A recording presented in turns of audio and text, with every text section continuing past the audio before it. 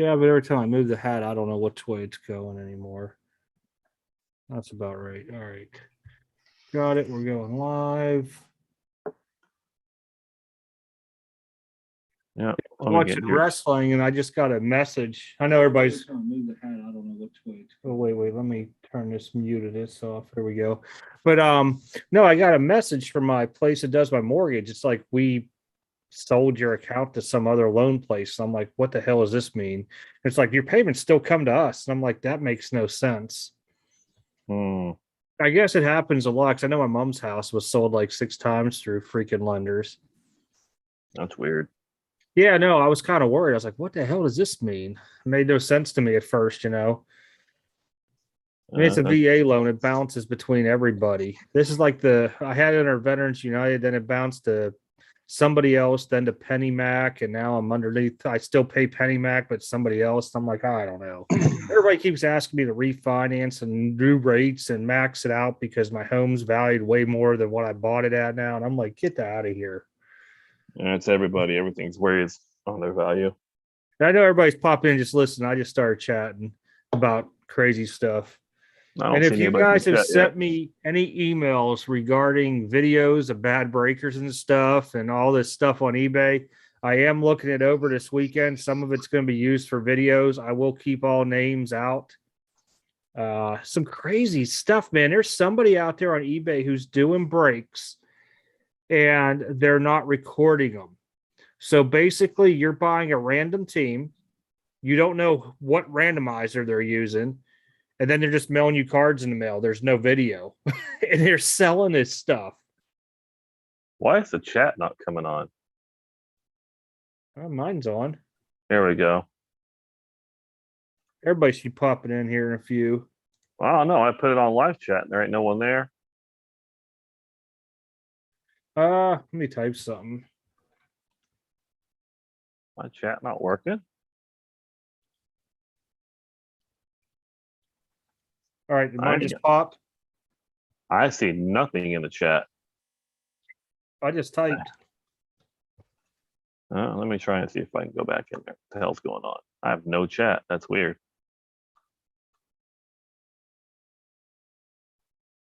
It's weird. Let me look at my phone real quick because I am streaming from the same program. So let me just cut the music down onto it. Yeah. Oh, it's working. Thanks, Jason. Appreciate it. Save me from going on to YouTube. I'm looking right now on mine. I don't see any chat yet. Yeah, I got just a couple people in there now. What's going on in the backwards, man? There it is. Keelan, how you doing? I got it. New mic. We were playing around with the new mic here. Then I just started chit chatting. I realized I had to hurry up and go live. I was watching AEW. They got a pay-per-view this weekend, and CM Punk's back. And I don't know what drew me into watching it for a while. I think it was just like an hour until I went live type deal. But yeah, I couldn't believe some of the stuff that everybody's been emailing me off of bad breaks and stuff coming in. There's another one somebody just sent me on a video I got to look at.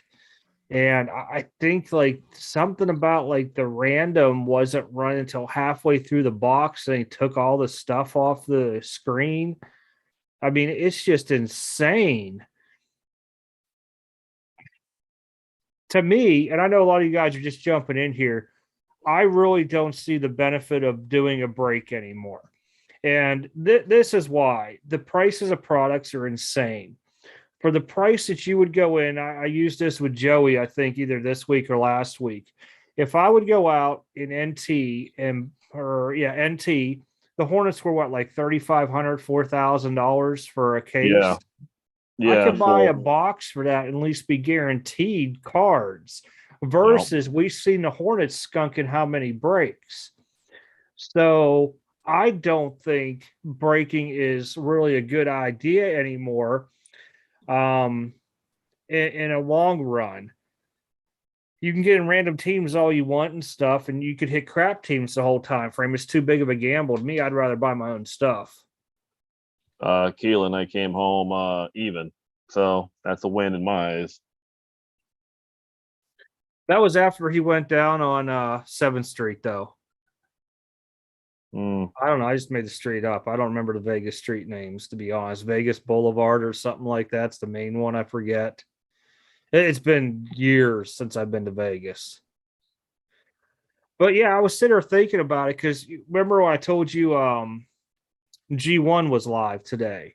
And nothing against Ryan at all. Don't get me wrong. I know he had Peony Black, and I'm like, I just don't see paying the prices for this stuff because I could buy my own box, and if I skunk my own box, at least I have cards.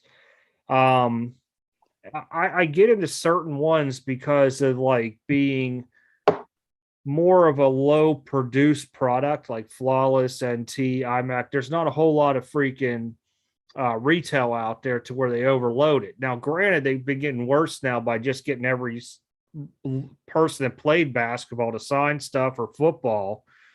But I just been sitting here thinking about it, and I'm like, it doesn't make any sense anymore. I mean, I don't mind getting into a serial number break or something like that, but the prices of it versus the price of the product don't make sense. And I want to say it was like 3 days ago, there's like this new market research team. It just came out. I forget the name of it. And it was on one of my Facebook, you know, like how you go on websites, say like you go onto Walmart or Wayfair and you buy something and it pops up on the auto ads, like you get with baseball cards too.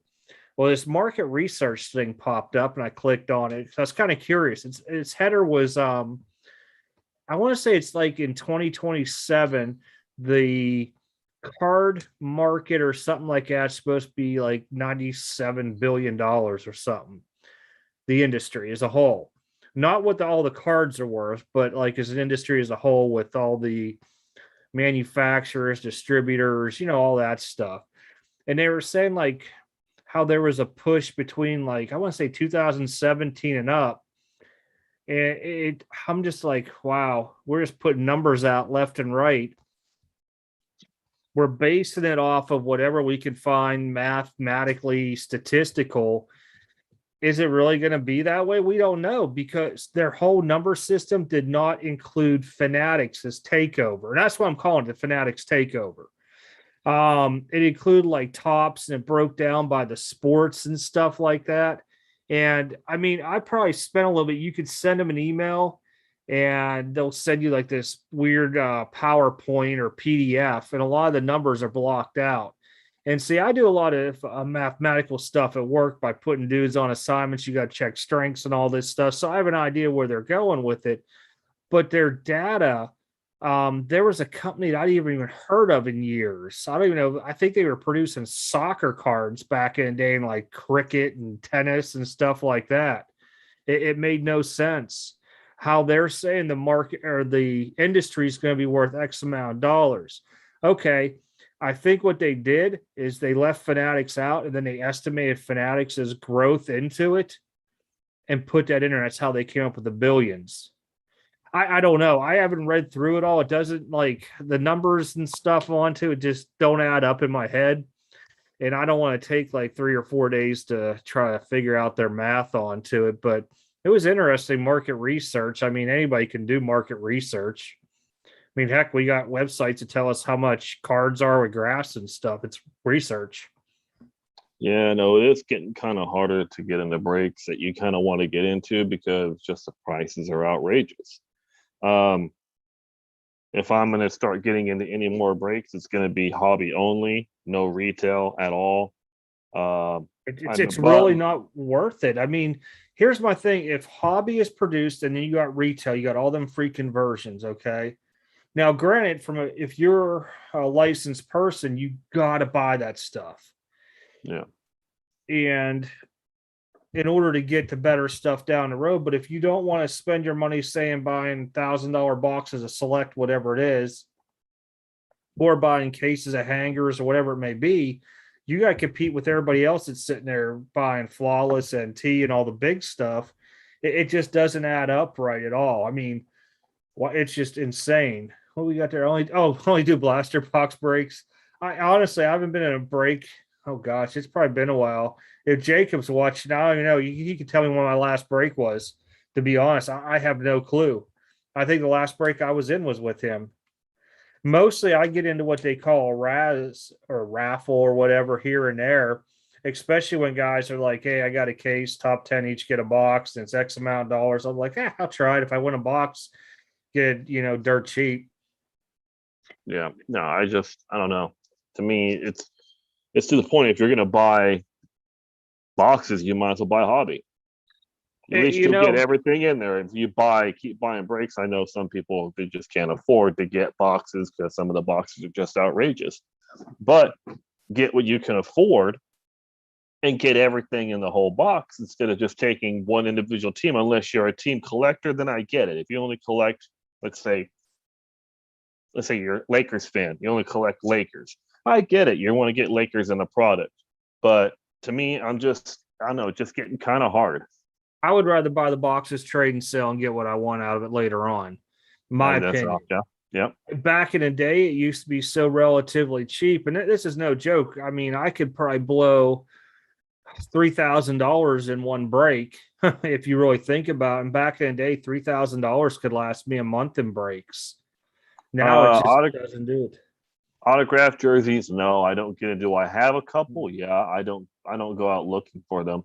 Very rarely. I mean, once in a great while, I might get a wild here and be like, yeah, you know what? I'd like to get a jersey of this guy and get it done, or get one. I get it, but usually jerseys and memorabilia and jerseys, I kind of don't say I don't do.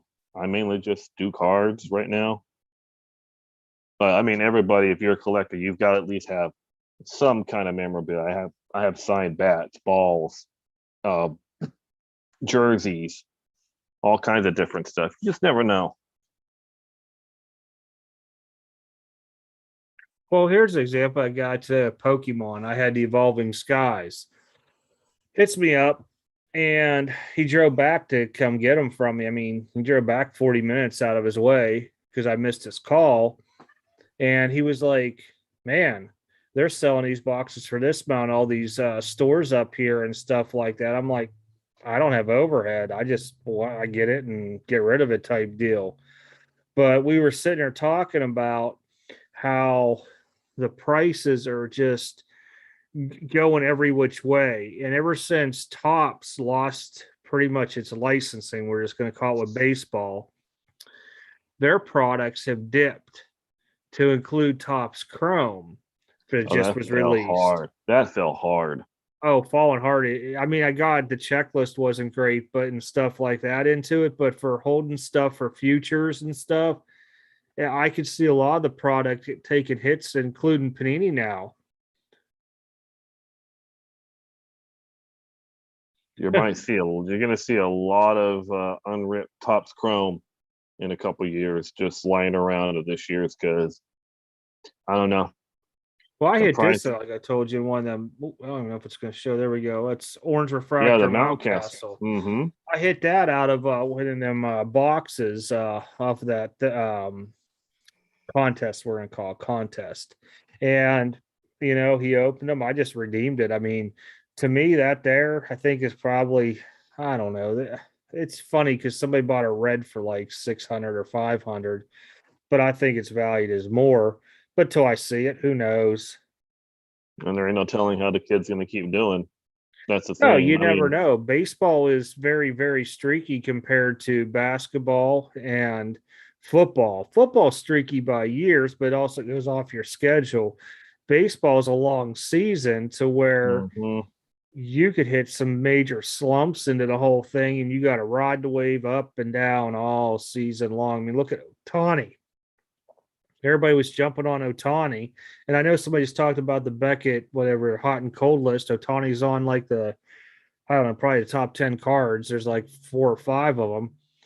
He hasn't done nothing in the past really few weeks that I noticed. That's an interesting question, Sancho. That's funny.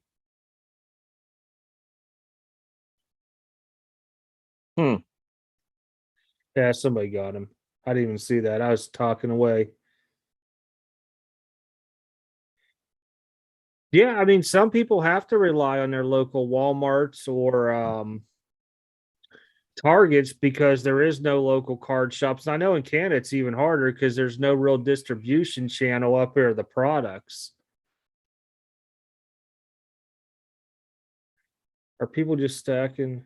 I think, yeah, I agree. People are starting to stack boxes for whenever Topps is done and Panini's done. I mean, I'm not really stacking anything for the fact that I already had wax and I'm not going to add to it because my fear is that both Panini and Topps are going to overproduce the crap out of everything coming out. To include the high end, I think they're just going to make more of it by producing more people with autographs. So you might see Tony Kukoc autos. I mean, Steve Kerr, all those guys like that. You're sitting there going, man, I don't want this auto. And you'll just be surprised about it. And a lot of them are burning up stickers that they got. Oh, yeah, they got them stacked for in that vault. But if Topps was smart, whenever Fanatics takes over and be like, hey, buy these stickers off us too. I don't know. I don't know. I mean, Topps could be doing all kind of other stuff with it. I mean, if you look at like it was a Godwin, yeah, Upper Deck. I mean, they just put the dudes in suits on there and they can use their images and everything else. So they if can't you use sign, their names though. Well, it depends. I mean, look, if you sign an exclusive deal, you still have an exclusive deal with them. That's a separate contract. Well, Topps is going they're gonna have to buy Fanatics is gonna have to buy Mike Trout because Trout signed a lifetime deal with Topps. So I don't know how they're gonna have to deal with that. Don't know. I mean, if it was just for cards only, I don't know. It'll be all probably tickering down here over the next course of a year, I would say. Should Tufts put autos in every pack and print 24/7? Man, I hope they don't because those draft classes are just so huge. And the amount of autos they're just slinging as it is now with all them variations, a lot of this stuff just does not make me want to jump into products anymore like I used to. I used to jump into a lot of stuff, and now I just haven't. I've been picking up more older stuff than anything. And I'm talking older, like 3-4 years old.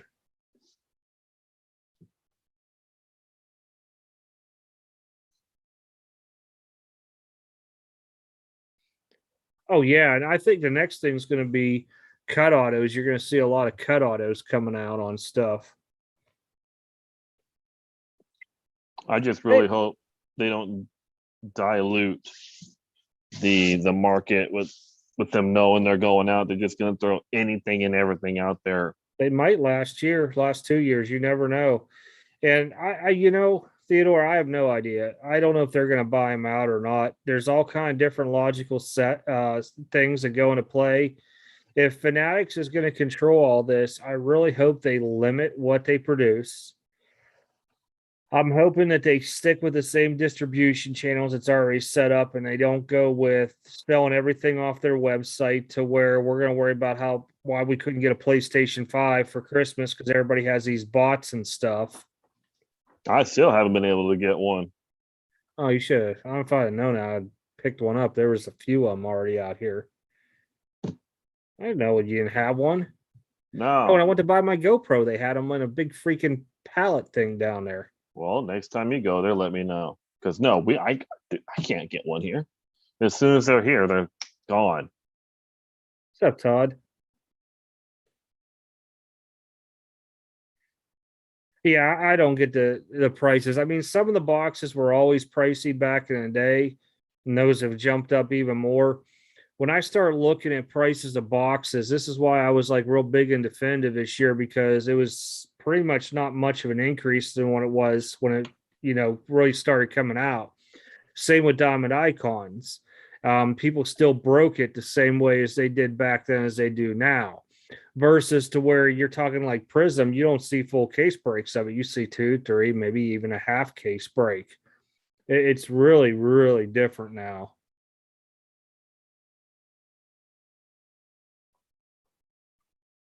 Oh, thanks, Victor.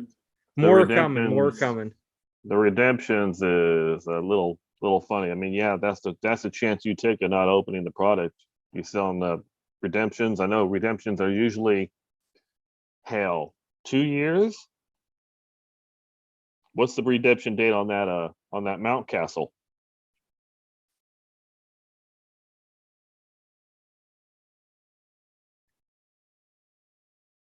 Oh, there it is. June 23. So 2 years roughly. 2 years. Yeah. That's like I said, there's a lot of times why I opened up product at the 2 year mark, because you got all them redemptions. Now, Panini is very good still. You put the code in afterwards. If they have it in stock, they'll honor it. If not, you're going to have to call them and be like, hey, can you hook me up with something else? And they always have. I mean, I remember opening up, what the heck? Well, it was a Panini baseball product, and I had like 4 redemptions in it. It was like Don Sutton, Fergie Jenkins, and stuff like that. And I just plugged in the codes. They were in there, didn't have to worry about it. They shipped them out because they still had the product.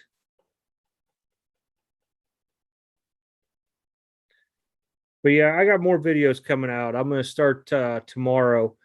You're going to see some other bad eBay stuff going on out there, to just make sure you're always reading descriptions and stuff. We got the all exclusive 10,000 PSA club. I started on them numbers today. Crazy stuff, really. But there's been a lot of talk, very few articles printed on some stuff that I've been looking at.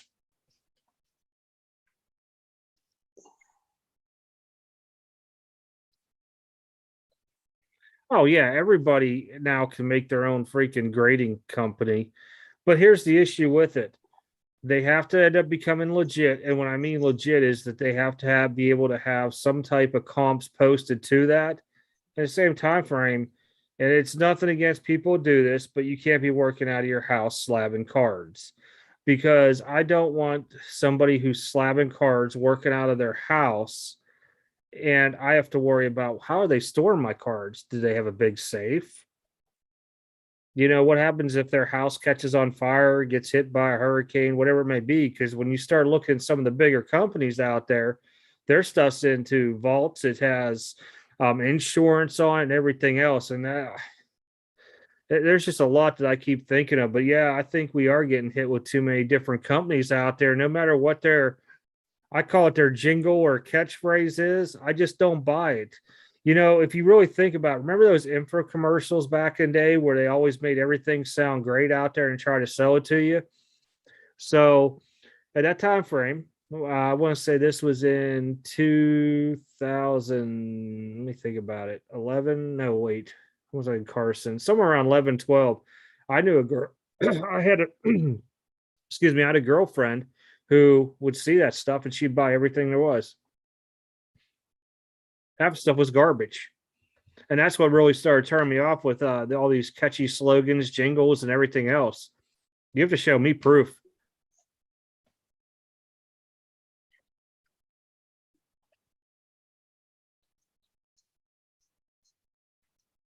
Well, there's too many data companies out there. There's too many card investor channels. There's a lot of that stuff, but they're just all pushing you to get the stuff that they have already gotten, to push their propaganda out that they want to do.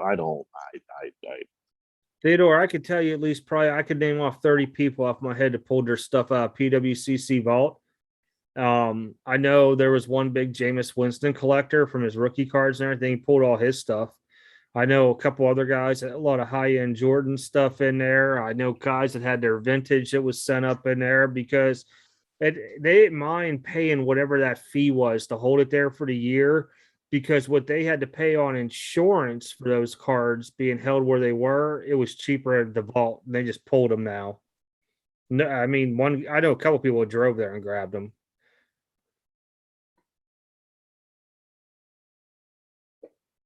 I didn't see the fees on PWCC, so I don't know what the fees were. It was low. I can't remember offhand. It wasn't a whole lot, but it depends on the value and all kinds of stuff. I won't use PWCC or a Probstein or anything like that because I don't know. Never have. I probably never will.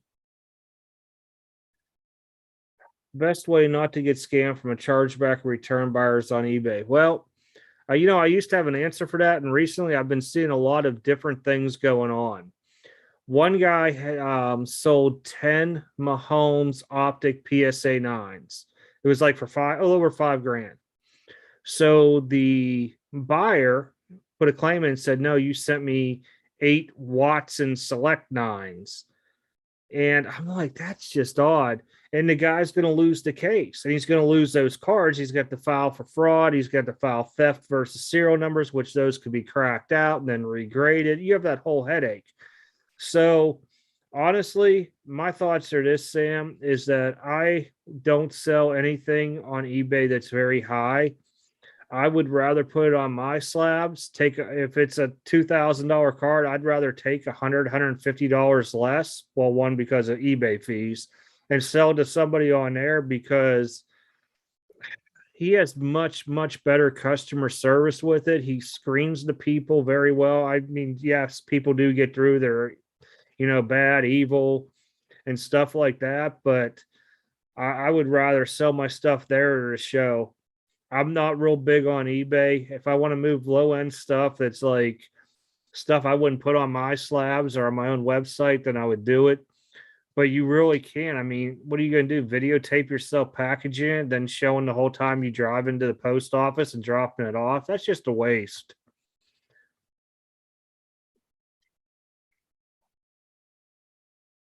Yeah, I haven't seen anything on PWCC's new fees. I don't use them. I wouldn't use Probstein. The only people I would use is DC Sports with Zach Kamen and them.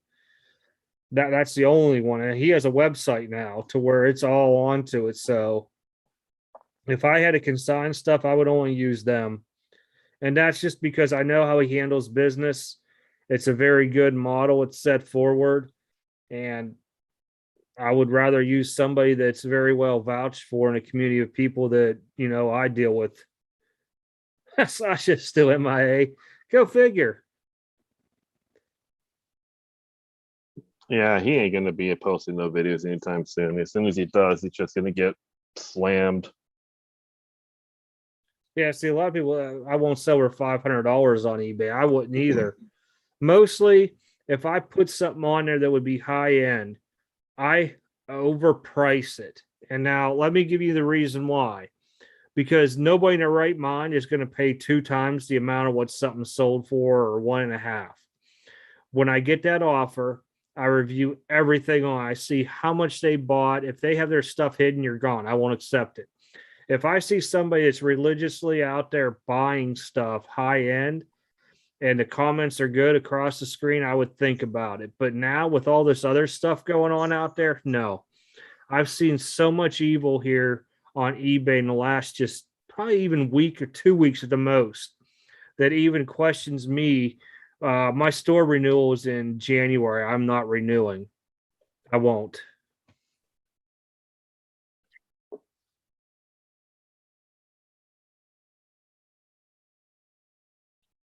Cost more to send a single $500 card than a single. I mean, yeah, if you look at insurance, it would. Oh, for grading? That's going to depend on what you think the grade's going to be and what the service level is. So more than likely, yes. Oh, Sasha, he posted that video about doing that airport deal, and it just went bad with the whole thing. Now he's just not even around anymore. He posted one video after it and gone. Yeah, I do a lot of my stuff with signature, and I put the insurance on because anything over $500 insurance, they have to sign for it. Recently I've started hearing because of the post office with COVID again, they were not requiring signature. They just say that it's somebody signed for it. I don't know the truth behind it because my stuff all gets signed for by the person, or at least by the post office, and somebody's going to hold responsibility for it. I'm getting close to just getting me a PO box. Because if that's the case, I'm getting close to getting a PO box so I can just go there and get it from the post office, and I ain't got to worry about delivery. Yeah, you don't have to worry about delivery, but you still got to worry about still getting there. That's fine. I have no problem going there. Not you going there. That item still getting to that post office. And I can tell you now, look what happened with my SGC order. That post office never scanned it to them. SGC didn't have it on their logs, and all mysteriously it popped up. And when I talked to the guy on the phone, he didn't understand how it got there. It was all post office mix up. And I can tell you, I know post offices that have lost stuff for people there where they put in other boxes, slips, or whatever. No, Sasha T's not a scammer. It was just a bad video that he came up with. It made him look like he was pressuring somebody, gloating about his channel and views and subscribers and stuff. And a lot of people took it, to where they didn't like it. Well, not just that. He kind of just the deal of it all just was real bad. The way he did the deal, it was just really kind of bullish. It was being kind of bullish about it. See, Todd, I was just going to ask. I was going to say, Todd, I know works for one of the, I don't want to say post offices, but one of the deliveries. So, yeah, he says we signed for the customers now because the COVID thing. So, that's one of those things now. That's not my signature on it. Yeah. Or what happens whenever it comes and I sign Barney Rubble? Nobody knows. They don't look. Well, see, I'm not worried about the porch pirates, Theodore. I'm more worried about handling it from the delivery people. If it goes to the post office, it goes in my box. It never left the post office. It's not roaming around in a truck or anything like that. That's my main thing. I thought about just getting me a PO box. Oh, yeah, you can have that. Hold on. The comps are coming from people. Comps are coming depending on who you use. It could come from the auction houses, eBay. Some people have, I think my Slabs is starting to be incorporated now onto some of the stuff from what I read a couple weeks ago. And there was another place too now to where comps are being posted because you just can't use eBay. And granted, anybody can, show up anything to make a new price up there. You just got to look at it and judge it and understand it, because both a buyer and seller are going to have a different perspective on what they see there. The buyer's going to want the low end, the seller's going to want the high end. But if you have two reasonable people, like, man, one sold for 1,000, but everything else is at 800, man, I don't think that 1,000's a good one. It comes down to a common sense carrying who you know and how well it is. On eBay, it seems like oh yeah, everybody low balls across the board. I get low balls on my Slabs, and I just purposely let it sit there. And a matter of fact, yep, one just came across now, and I won't even look at it. I'll let it sit there for 24 hours. I'm not going to reject it just so you can add $1 to it every time. I just don't play those games. I do the same thing on eBay. It comes across low, I let it sit there, let it expire in time. Teach a person a lesson. That means I'm not responding. And eventually, with eBay, I'll just block them. My Slabs, I don't know who it is. I can't block them. Sandy, it all depends on the delivery people if they want to scan the envelopes or not. That's the thing. A lot of these people, all the carriers, aren't scanning it when they come in. They just see it, they just put it in the bin. They just see it and put it in the truck. They don't even scan them. The standard envelope, I have an answer to that. So this was about 4 or 5 months ago. Remember whenever my overnighter got lost and it didn't show up for PSA for like 3 or 4 weeks? So I was talking about the standard envelope to 2 different post offices.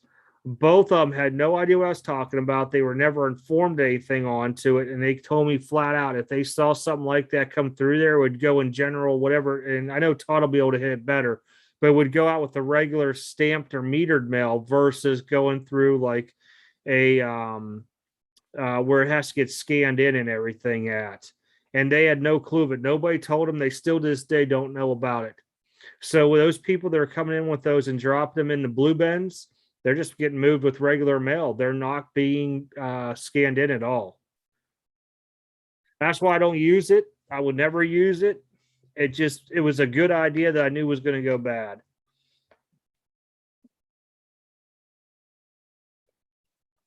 Are these grading companies ever going to catch up and open up with lower prices tiers again? Yeah, I think they will open up. They'll catch up eventually. PSA will catch up eventually. Will they have lower prices? No, not for a while, until maybe the market starts to dip down and people don't send in so many cards.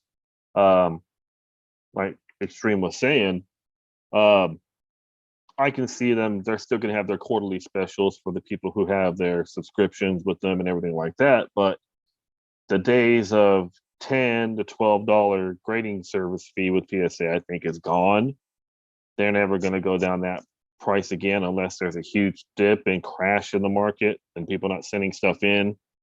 Beckett, they're not going to rate. They're not going to lower their prices. SGC is not going to lower their prices. I don't see anybody lowering their prices anytime soon. They're just gonna just keep on going until as long as they're getting volume and they can still show quarterly earnings, they won't do it. Nope. So just say, for example, the market dips, people stop sending in stuff to where, you know, the higher market stuff and everything else. They might say, here's some quarterly specials for my members only, and have memberships so they can, you know, get more cards and make more money type deal.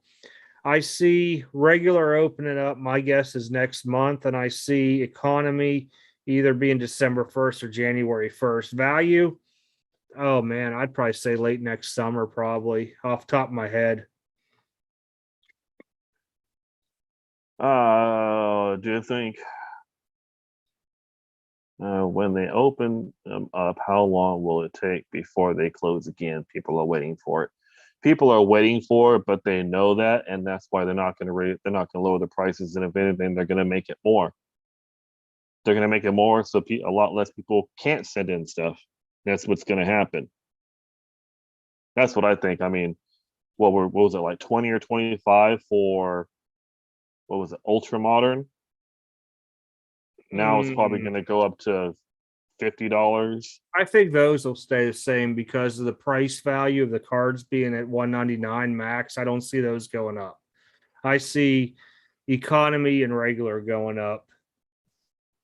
If Austin Matthews Young Gun sells on eBay for 500, here's what I would do on that, Victor. I'd start the bid 99 cents and I'd pay the money for a reserve price of where you think it should go, just to keep yourself safe.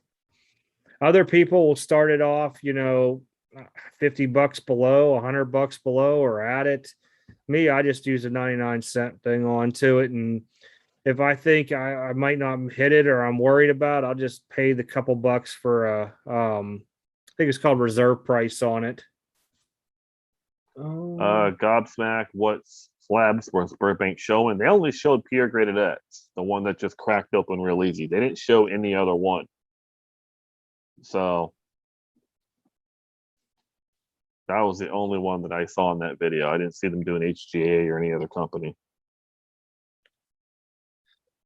Have I ever been scammed? Of course. Many a times back in day, fake cards, trim cards.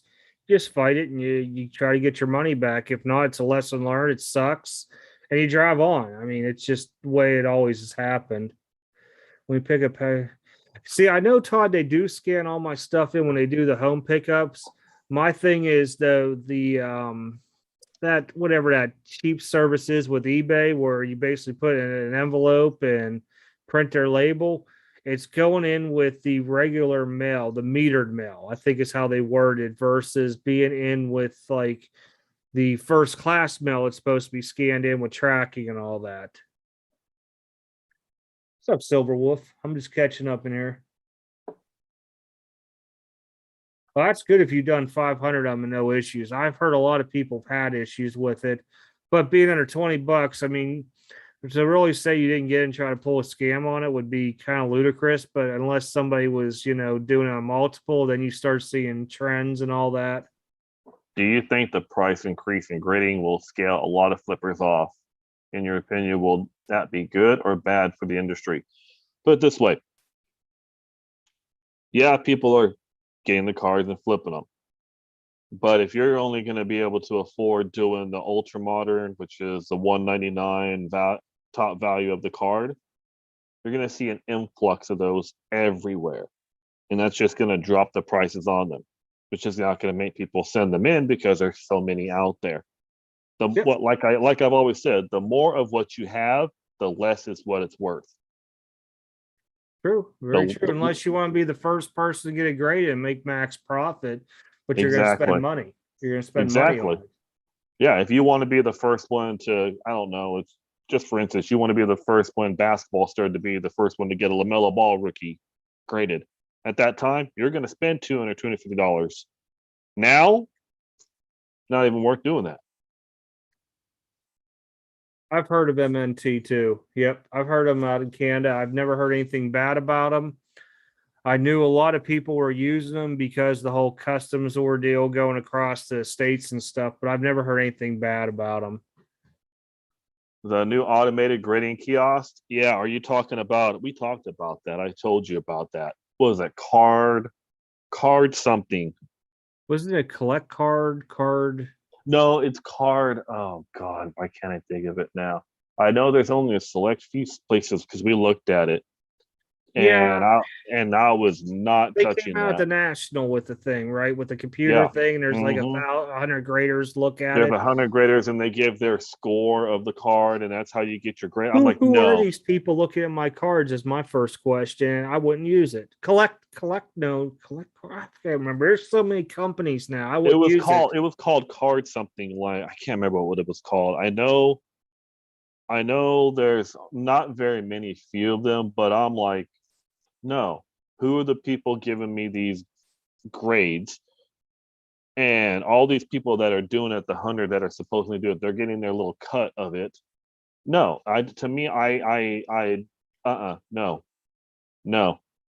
no. That's why I'm only sticking with PSA, Beckett, SGC, and GMG. Those are the only 4 grading companies I'm using. I'm not using any other company unless one company comes out of nowhere and just changes everything and becomes completely reputable and accepted by the card community and collectors around. Until that happens, those are the only 4 I'm using. I'm not using no kiosk. I'm not using no new grading company that's coming out because they're not doing anything innovative. They're not. You can have all this artificial intelligence you want.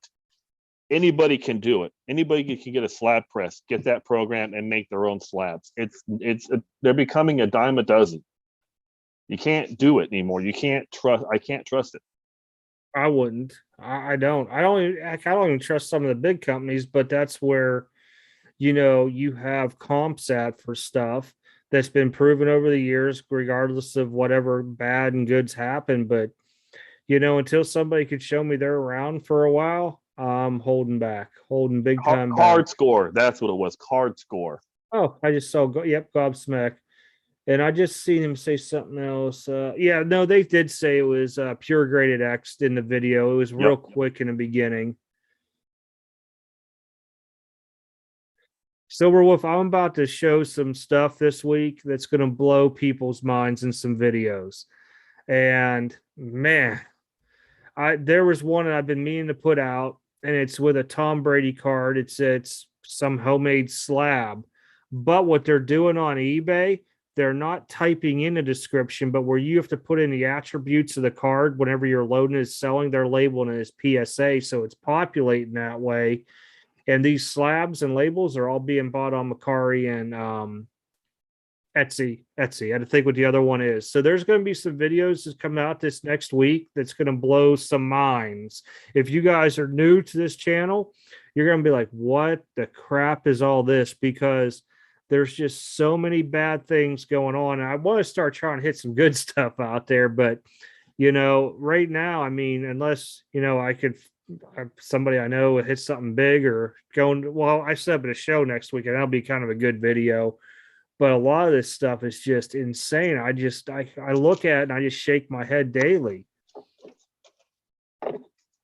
Oh, I hope I still have it here. I really hope I still have it. I found it. Well, the AI is going to detect flaws, but here's the catch. You have to see if that flaw is a known defect that they've never corrected. at the same time frame, everybody's calling this stuff artificial intelligence. It's really not, because an artificial intelligence is going to do all the work for you. And these guys are calling it that for some fancy name. It's really more of a computer intelligence, because they have to build the program in order to know what to look for. So, for an example, if I had Bowman from this year, if I don't already have a Bowman card in there to show them what a 10 looks like, when my computer does the analysis, it has no idea what to look for. So you have to build all that in your program.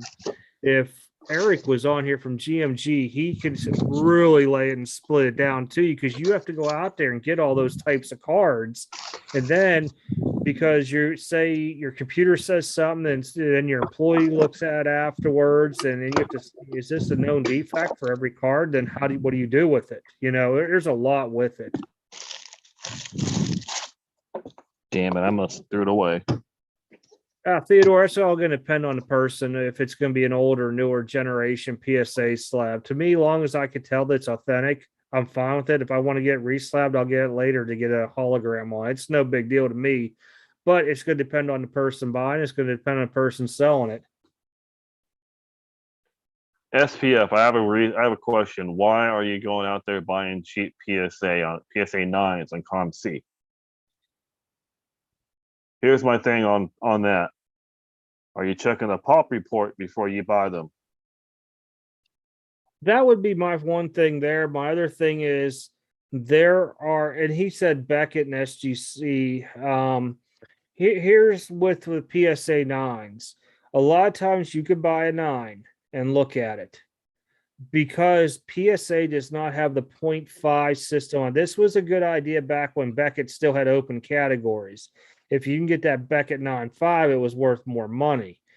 A lot of people have been talking that PSA 9s are gaining traction. They're going to be worth more. But I think, like you said, it comes down to the overall pop on that card. If there's very little PSA 10s out there on something, and then the 9s are what, you can get out there, because we'll just say it has lower than a 15% 10 rate. Yeah, 9 probably would work. Or you could try regrading them too. I mean, I know a lot of people will sit there and recrack 9s and resubmit them too. Yeah, I've heard of TGT. They're not doing anything groundbreaking. I'm sorry, they're not. What they're doing, you can buy these still on eBay. I think they're like $5. They're $10. They're $10. The gem. Yeah. The gem mint, classic see-through grading scale. All they did was digitize it. I think he's talking about, you can look at the grader's notes on the QR code. Granted, if every company did that, yeah, that would be kind of cool, so people could learn onto it, why they got their grade. But honestly, is that going to change anything? It's really not. I mean, to me, yeah, it'd be nice to know that why did my card get this grade? But is it a game changer for me? No, because overall, I got to learn how to look at my stuff before I send it in the way I look at it. Most of them use 10 times blue coins, 10 times onto it. I've heard one of the companies use 4 or 5 times, which didn't make sense.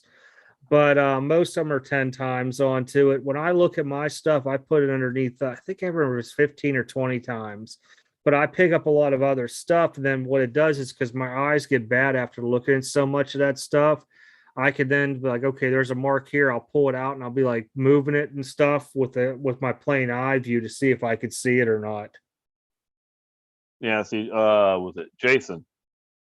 The numbers up here, right here. If you go to PSA's database, you type in that number, that'll give you the pop report of how many there are in 9s. That's what pop means. That'll let you know how many of these are in a 9, 10, 7, 8. It'll give you an idea.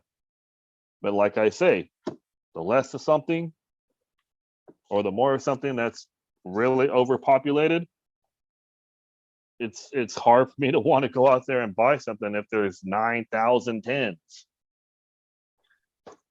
Gobsmack, that Dak Prescott debate, has been known about since 2016. What he uncovered was nothing different than I've seen way back in, was it 16, 17, maybe even 18? I can't remember my years right now. But I knew people that actually had both of those cards, to where the ones weren't supposed to go out that were auto pen, and then they had the same serial number matching. Just him seeing it was nothing new news. It might have been for a lot of the other collectors that came out since then. And because of his, I don't want to use fame or clout, but you guys get what I'm saying. It just made it look into a bigger ordeal with the way he did it. But that's been known for a long time. And that's why I will not touch a Dak Prescott auto, because they were leaked out in various products across the board. And that was always rookie year. Hey Charles, what's up? Yeah, I have the app on my phone. Whenever I get a card, or if I want to look up a pop report on there, how many 10s, how many are better, how many, like if there's a 9, how many more 10s are there? It doesn't give you the full scale on the app, it doesn't, but it is a helpful app. SPF, you're right. PSA is a premium out there. If I'm buying for my own personal collection, the grade don't matter. I just had this conversation with a couple people on email. I don't buy the grade. I buy the card, and the grade is like sugar to me because it's just better. Because we could all look at cards out to their 10s and we're like, what the heck? How does centering get a 10 and vice versa? But I do think, though, in some cases, those 9s are probably the best buys out there right now, because as we know, through time, PSA has changed the way they grade cards. So there's not telling next year they might have different grading that they do on when they start looking at surfaces. I'm not using centering, but surface issues and stuff in those 9s become 10s. I really do.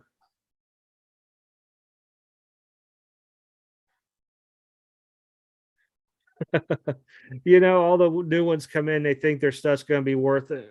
I call a solidified company, because they've been in business for a long time frame. I don't mean solidified as is they're the greatest thing, they have no errors and all that stuff. But yeah, they think their prices are going to be the same. They're not. It's going to take years to get that way. And just because nowadays we got all the social media out there you can use and stuff like that, and you may be able to catch your buddies to do it with you and stuff like that there. I think it's going to take a lot more than that. I could tell you a lot of the new companies approach people I know at shows, and they just basically shoo them away, because we've seen it before decades earlier. And Theodore probably could tell you, because I know he's been around for a while with his stuff, and Charles and that I know personally.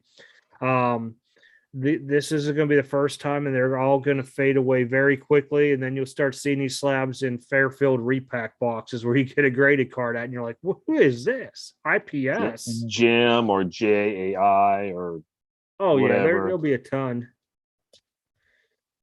Keelan, here's the thing. You guys are right, but think everyone is using PSA. Their pop report is huge. That means those cards won't be worth much. Here's the thing on that. Like eXtreme's top 20 cards over 10,000 10s. Mm-hmm. Every single one of those cards have what in common? What do they have in common? They were overproduced. Not just that. What else? They're base cards. Oh, yeah, they're base. I mean, they're base cards. They're not parallels. They're not numbered. They're not signature. They're not short print. They are base cards. You're going to see a lot of influx in numbers in the base cards, but you're not going to see a lot of influx in parallels. You will in the last 2 or 3 years, because they overproduced everything the last 2 years. You're going to see tons of red, white, blues, greens, purples, pinks, whatever. But you're not going to see a lot of influx on numbered cards, because there's only a certain amount. Well, here's the thing. What I was thinking about doing, now check this out. This is going to take a lot of time. So say we know there's, 250 purples, right, of a variation out there. Looking at 250 and seeing how many of those become into a PSA 10, 9, 8, stuff like that there, percentage-wise.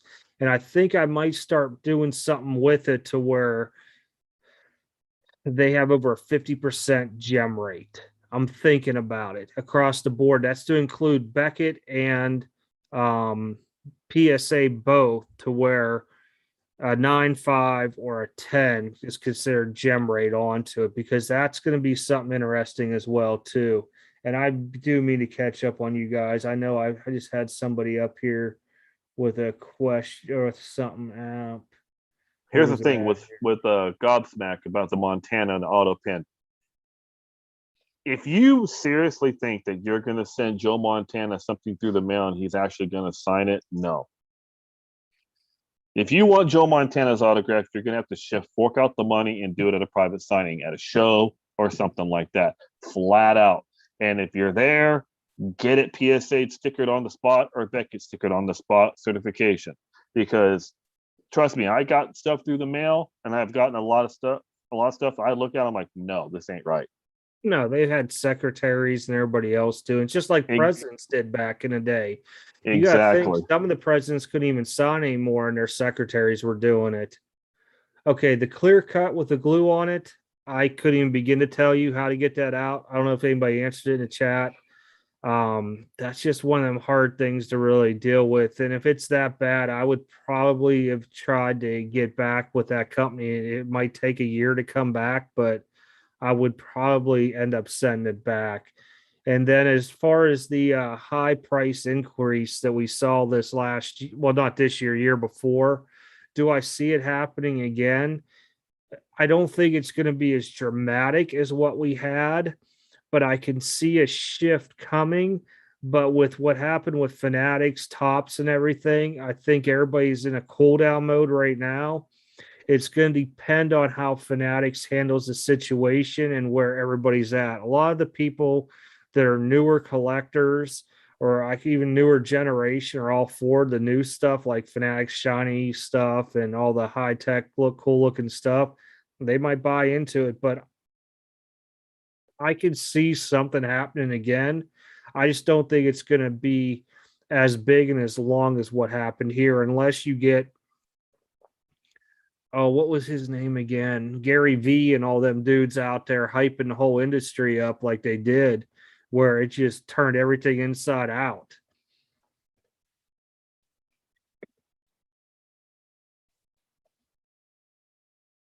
You don't know what day it is. Yeah, I have that same problem. Oh, here's what I hope Fanatics do. I hope they don't do what Topps and Panini have done the last 2-3 years. Just saturate the market. Make things a little bit more limited and a little bit more of a chase. Because it just seems like you still have all the people out there grabbing all the retail that they can, overselling the retail. Is there money to be made on the retail? Yeah, sure, but you're gonna have to get a parallel out of there. The base ones ain't gonna be worth nothing. Oh, J Mill, I know what you're talking about. I was sitting there and I know they hit the comment. He wasn't selling the Tom Brady Flair Ultra Polychrome Gold refractor. What it is there's somebody that's out there making these, and they're selling them on eBay, and people are buying them left and right, and there's a bunch of fraud onto it. I seen some stuff onto it, and I started looking into it today, but I'm going to look more into it over this weekend because I got a ton of stuff that's going to come out.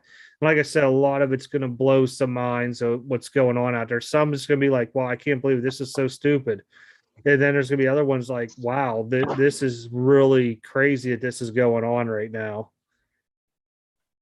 Keelan, you have a Prism Auto of Andres Jimenez. That's baseball, which means Panini doesn't have the rights to it. And Andres Jimenez, 6 out of 10. That would be a gold. I'm not sure the color. Which company should I send it to? I mean, I don't know if I would.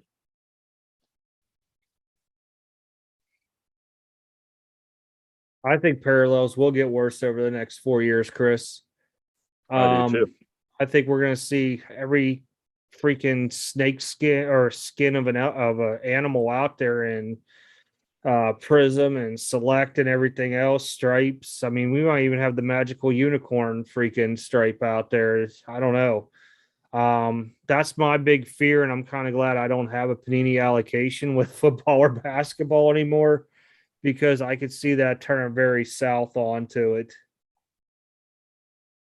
Yeah, it's going to take a while. It's going to take a while, Charles, for all these new cards, because PSA was closed, for all these base cards to come and get graded, because yeah, the pop is going to be low for a while.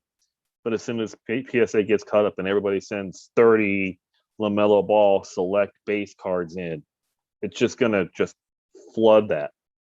It's going to happen because people aren't sending them in right now. Just give it time. You'll see it.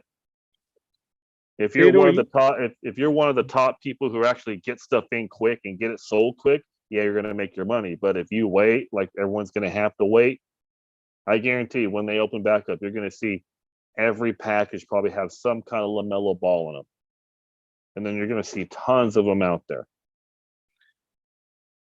Theodore made a good point. If you remember back in the 90s, 2000s, everybody had their own certificate of authenticity for autographs, right? It's the same thing with these new grading companies. It's a great comparison to use right now as well, too. That really hits it. Yeah, anybody can call themselves a certified autograph company. Ziggy, I know you probably left, but thank you. Thank you, Ziggy. Frog crazy man.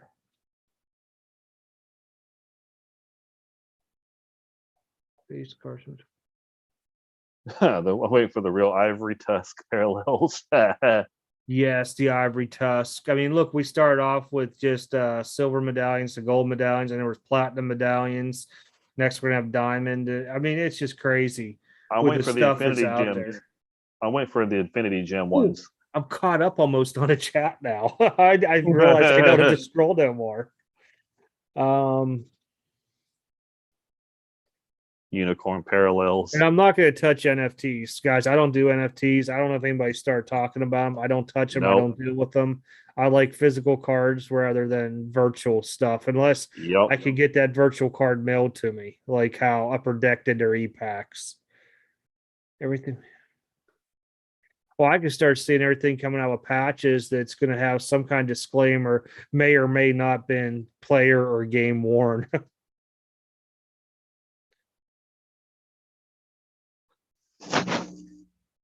Oh, I think we're going to see so many cards being printed right now. It's not even going to be funny.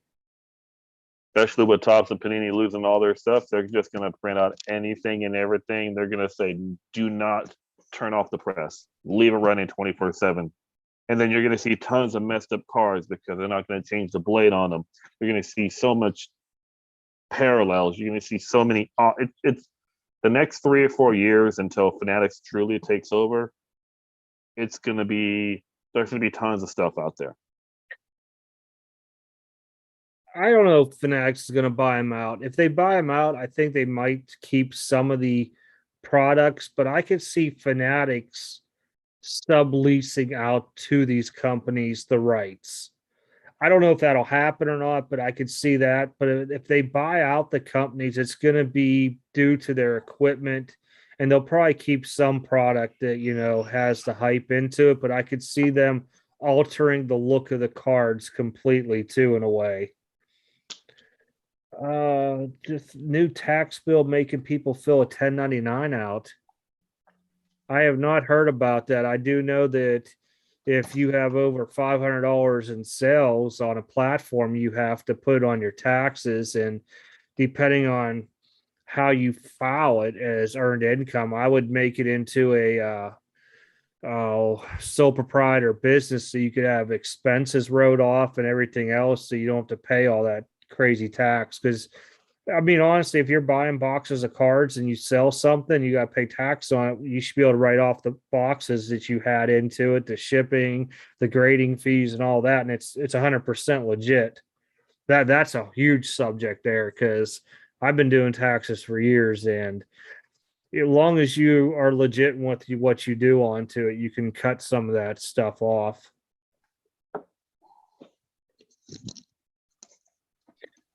Probably Armageddon. Nah, I don't think it's going to be Armageddon. I think you're going to probably lose some people. You're going to gain some people. It's just going to be a new twist. And I mean, back in 2018, I was getting upset because every time I turned around, there was some kind of change distribution level. And then recently, I mean, probably within a year or two, I just gave up on it. I'm like, okay, new change. Let me figure out what I got to do here. You couldn't have a long-term plan. Your short-term plan was your long-term plan. And anything before that was just nothing at all, really. Yeah, Charles, those all take effect 2022. The 1099, usually you issue those out to people for doing work for you. So I don't know. And that there is usually they don't tax the money.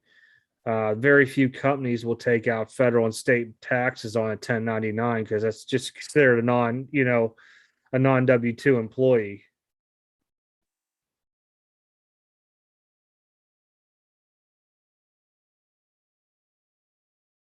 Oh, true rookie cards. My goodness. It depends on what the sport is because some people call the first Bowman the rookie cards. Back in the 80s, we used to call that the XRCs. Um, then you would have the regular rookie cards. So kind of like your first Bowman went from XRC to first Bowman's, then the real rookie cards are just like how you'd see it now. Yeah, it's insane. To me, if it has rookie card stamped on, it's a rookie. If it says first Bowman, it's more like an XRC or whatever you want to call it onto it. I call their first Bowman their draft card. It's their draft card. It's not their rookie card yet. They haven't made the majors yet. It's their draft card. Well, that would be what Bowman drafts for. That's why it's a draft card. Yeah, but why is there probably not all the draft picks are in Bowman draft. They're in Bowman and Bowman Chrome too. So when you think no, because you have first Bowmans that are in Bowman and Bowman Chrome. They're not all just in Bowman drafts. So you really can't call them a draft card because that's a specific brand. I would look at more as just an XRC card. I mean, if you look, Select is the only people that really in football do an XRC card, which I think was awesome. And now they're kind of starting to ruin that too in a way. Oh, yeah. There's going to be 100 different Wander Franco rookie cards next season. There's going to be tons of them. Tons of Wander Francos.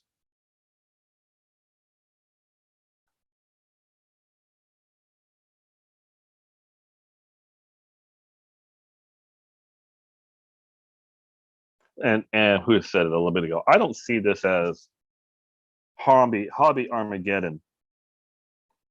You're just going to see an influx of all the retail stuff that you can get. The stuff that's still going to hold value is going to be the hobby stuff, the stuff that you can only get in hobby, the numbered cards, the low print cards. Those are still going to hold their value, but all the base stuff, I don't see it. Okay, so Taylor, you asked a good question. So if you bought a box and paid taxes on it from the store, LCS, then doesn't that mean you can't tax anything sold from that box you bought? No. You still have to, anything you sell that's already been taxed, you still have to apply local sales tax on, even though you're reselling it. So where you're looking at is like how I have a wholesaler, resell, distributor license thing. So when I buy from my distributors, I don't pay any sales tax or nothing on it because I'm redistributing it out. But for anybody else that doesn't have that licensing, you still have to, if you buy something, you're supposed to pay sales tax on it. Then when you resell it, you still have to collect sales tax onto it. It's funny with it how it works, but either way, you still have to collect a sales tax onto it.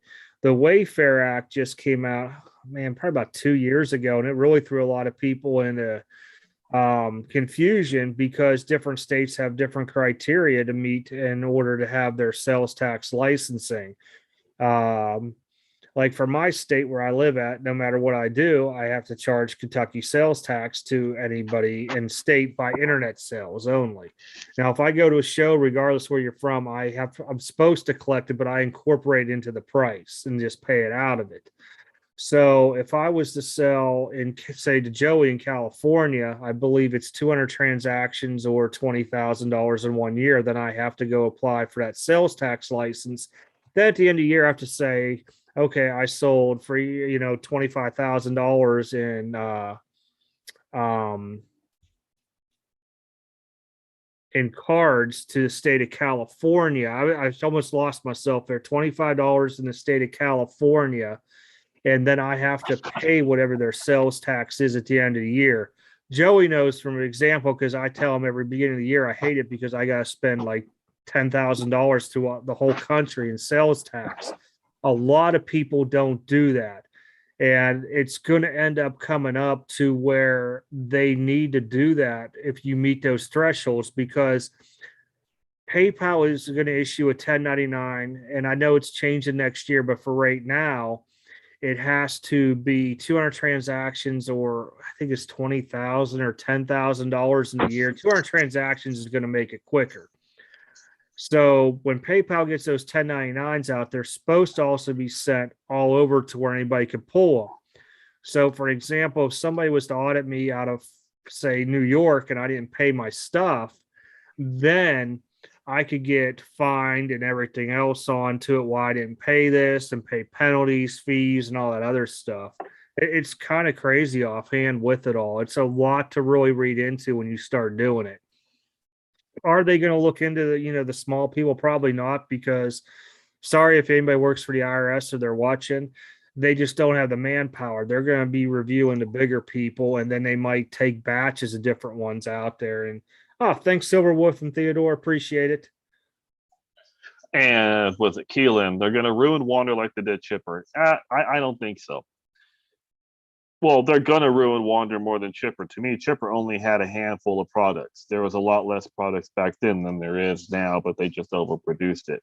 If you're saying they're going to overproduce Wander, yeah, but there's still going to be autos, limited numbered cars, SPs, higher end cards. Back then, Chipper only had Bowman, Upper Deck, Score, Classic. He didn't have very many, but they were just overproduced. They're not worth as much. But they're still going to have Wander Franco cars that are worth more.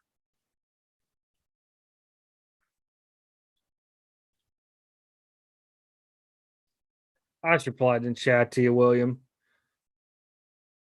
Yeah, it won't let you take Extreme Bucks to join the channel membership thing at all.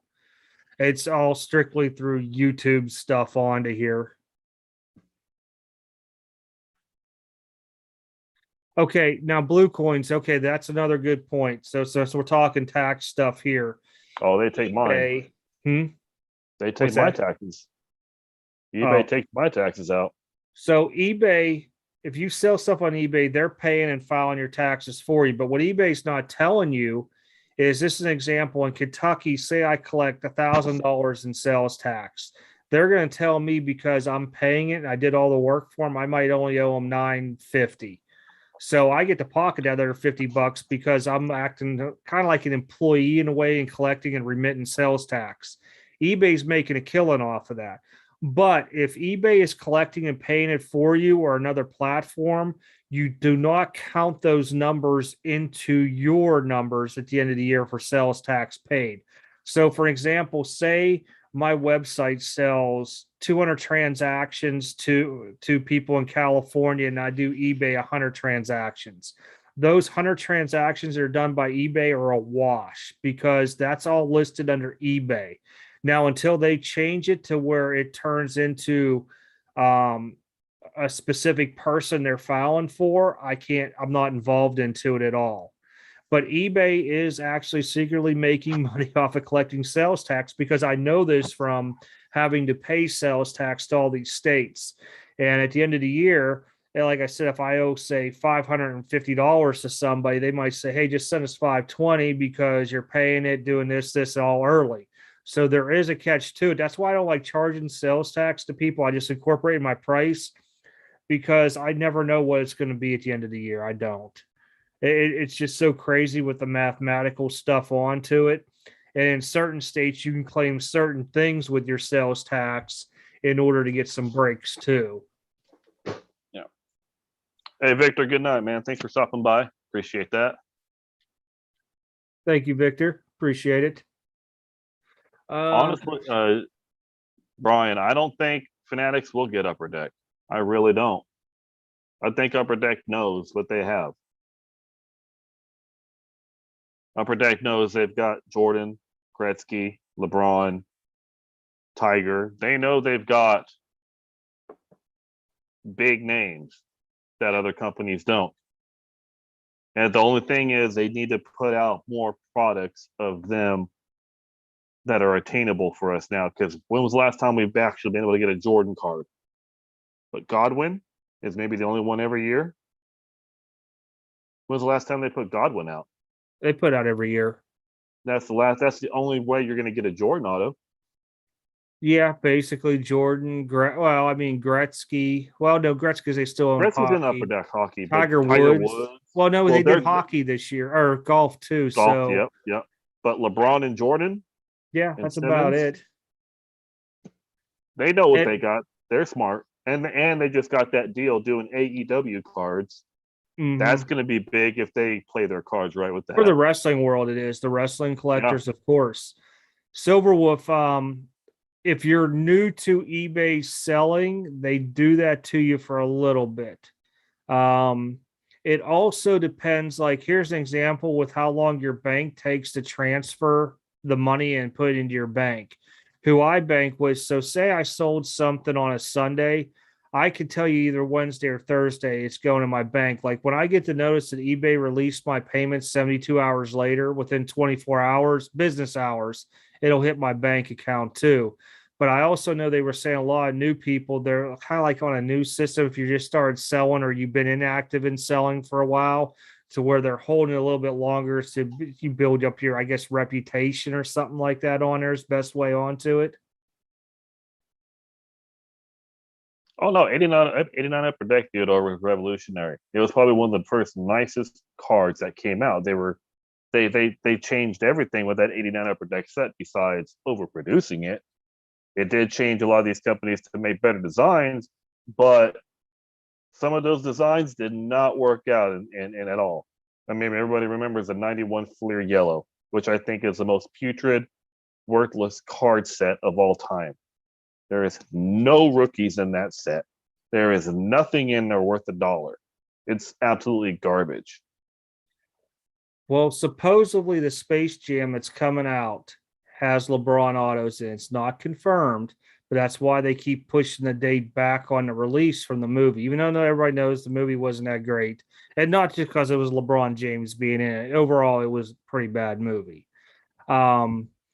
The thing with it is that they're going to be numbered out of it. I don't know how many he's going to produce. Is it going to be 99, 100, 50, 10? It's going to skyrocket that product because everybody's going to want to get their hand on that LeBron auto. And from my understanding, they've somewhat limited the production of that stuff compared to what we would normally see retail from Topps or Panini coming out.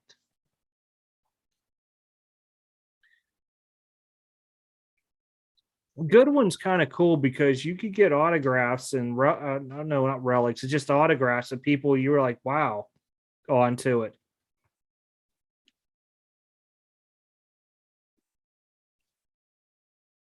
But I really do. I used to love Goodwin.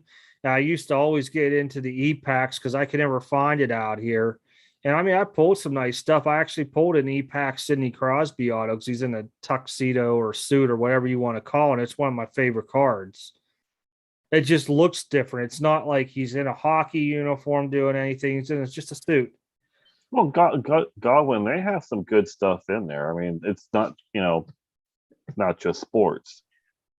Because I know they have tennis players in there, golf players. They have all kinds of, I think they have political people in there as well, movie stars and stuff like that. I mean, it's a different abundance of stuff, but I mean, yeah. Yeah, but 90s Topps at least had the Frank Thomas rookie you could chase. 86 Topps was pretty bad. I want to say it was like 3 or 4 years ago in Kentucky. So when there was like a convention show going on, so if I didn't show my Kentucky sales tax license, they actually issued you paperwork there and you had to pay sales tax for what you sold there. So I could say internally state was monitoring that stuff back then. Now with COVID, it's been a big risk with a lot of stuff, and they've been staying away. But I think that we're going to start seeing some stuff coming down onto that. And that's one of the reasons why I don't think you should, in a video, be like, oh, showing $20,000 or $1,000 in cash on a transaction, because overall, however you record your taxes, it starts setting you up even more and more and more and more. For me, I just record everything I do. I mean, well, they already had the IRS guys at the National. Yeah, I heard about that up there. And I mean, honestly, when I go to a show, what I'll do is I'll take a picture of what I just sold, and then I just write a note. So it might say like Herbert 250, but I know by the order of my pictures what I sold, so I can record it down at the end. And then I got to sit there and, do different parts onto it to where it connects to other stuff to know, okay, I have to pay sales tax. This has to go also federal at the end of the year and all that. Oh, thanks, Keelan. Appreciate it. Yeah, have a good night, Keelan. Thanks, guy. Oh yeah, the Elite Series glass cards. Yeah, those glass cards are nice. The gold versions are very, very hard. They were very limited. I could tell you if you see one that's graded a PSA 10 or a Beckett 9.5, it's a definite pickup, in my opinion. And I think you're the one to talk to me about this in email or something. And I'll tell you, the glass cards, I've always been a fan of when they first came out, even years later, because a lot of people think the glass cards started with Absolute, and they really didn't. It was with Elite back then. And they were a very nice product onto it. I mean, but if you could find the gold ones out there, it's like going out and finding like a Tiffany card or something like that. It's a good price onto it. You see very few of them on eBay, and if you do, normally they're high price, especially if they grade it out. See, there's very little sets in the 90s, early 90s that I would even touch. The 94, the 93, 95 Flair, they were nice cards. They were expensive at that time. 93 SP was another good one. Some of the traded sets were really good. There was a lot of stuff that just came out that was just junk. But what makes that stuff so valuable in tens is because back then we weren't taking care of our cards as well as we should have. It's hard to find some of these in tens, especially with them being overproduced like that. They're just not easy. Some of them are not that easy to find in tens. Well, think about how many people actually put a sleeve in a top loader back in the day. Not many, especially with the Chrome versions. Those always got scratched up. And that you usually put them in the binders. You can put them in binders too, but a lot of people top loaded, put them in screw downs, crank them down, one touches, or not one snap tights or something. I forget what they were, snap ones.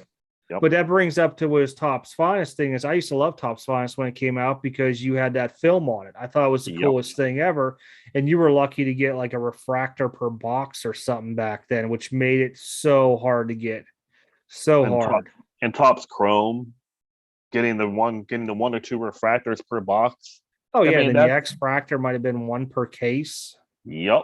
That was the good stuff. But when you got into like 91 Stadium Club, you got into Fleer, 91 Fleer Ultra, 92 Fleer Ultra. But yeah, I mean, a lot of those things back then, we were kind of chasing the inserts because those are like 1 in 96 packs that you're getting one of them. Mm-hmm. Why do you think the Jordans Fleer Ultras are worth so much in tens? Because they're like hard to get. What was the Scoring King one?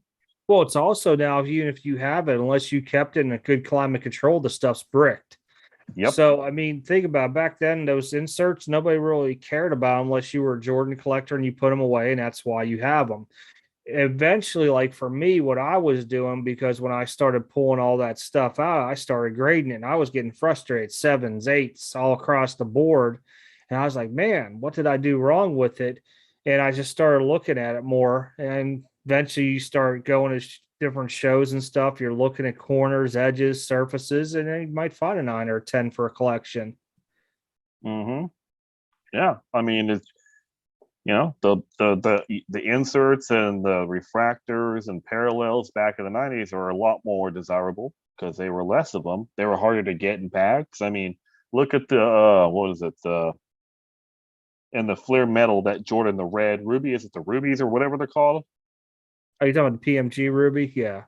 Those, the precious metals. I mean, emeralds. You had I think it was ruby, emerald, and something else was in there. It's been a while. I just know the ruby and emeralds off the top of my head. Mm-hmm. Yeah, but now you have almost a refractor in every pack, or you buy a blaster box of Topps Chrome, you get a pink parallel in every pack. It's just they're not as rare as they used to be. No, because the thing about Flair Ultra box, you used to get what, 4 subset cards per box, one per row usually.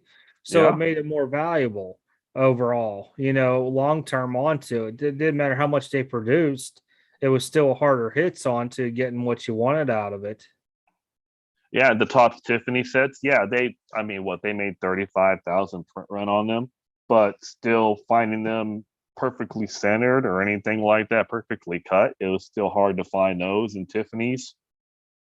I mean, Tiffany's, I love the Tiffany cards. They're, those were only out to shops and dealers. They weren't even allowed to the public unless you went to a shop or a dealer and got it. So that made it a lot more valuable. I mean, an 89 Bowman Tiffany set? The big ones with the Griffey? You see how much a PSA 10 of that goes for in those? The print run in those were low. It's not like it's just like the black Colts were. Yeah, it's not like they made 10,000 of them like they did 89 Topps, 88 Topps. Yeah, I mean, the 92 Topps, another one hard to get the gold card in. Very, very, very hard. I mean, the black golds, I remember them being redemptions for sets. A, B, C, and D. I have a set of that. I bought it on eBay for $20, the complete set. I still have my original sets of those. I had a lot of my collection stolen, so I've been recollecting. I still have the actual redemption for each one too, which is really cool. Nice. Yeah. One of the few things that I kept over time, I have no idea why I kept them. I probably forgot about them in a box or something along the way, but there was some oddball stuff. But you were lucky to get 1 or 2 of those in a box. One of those black golds.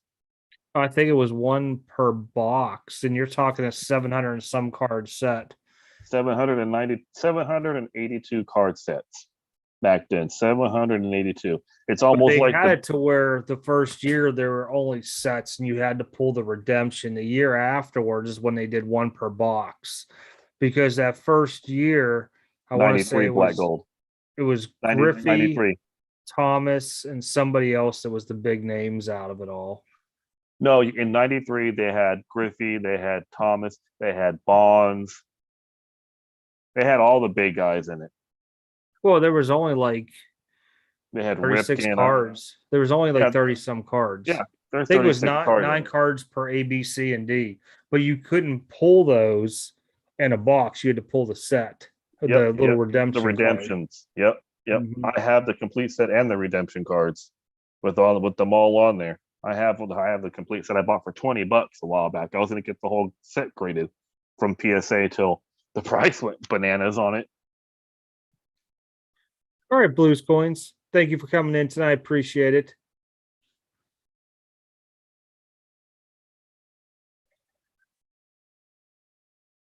Yeah, I wouldn't pay that for Series 1 and 2 sets at all. No. I mean, honestly, my distributor was hitting me up about team sets coming out and factory sets. I said, I don't want them. I just don't. It's already too overproduced as it is. Yeah, I'm not touching the complete sets. Yeah, I know you're supposed to get 5 rookie variations and stuff like that, but how many of these sets are they making? It don't matter anymore. It's just way too much. Yeah, it's not worth $100. I mean, I'll still open up some product, but I'm not going crazy on it anymore. No.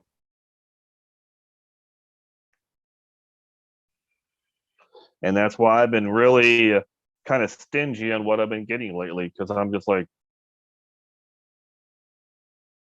It's just so much of it out there. I'm just kind of like, I don't see the value in it. I don't see the appeal to it. I don't see the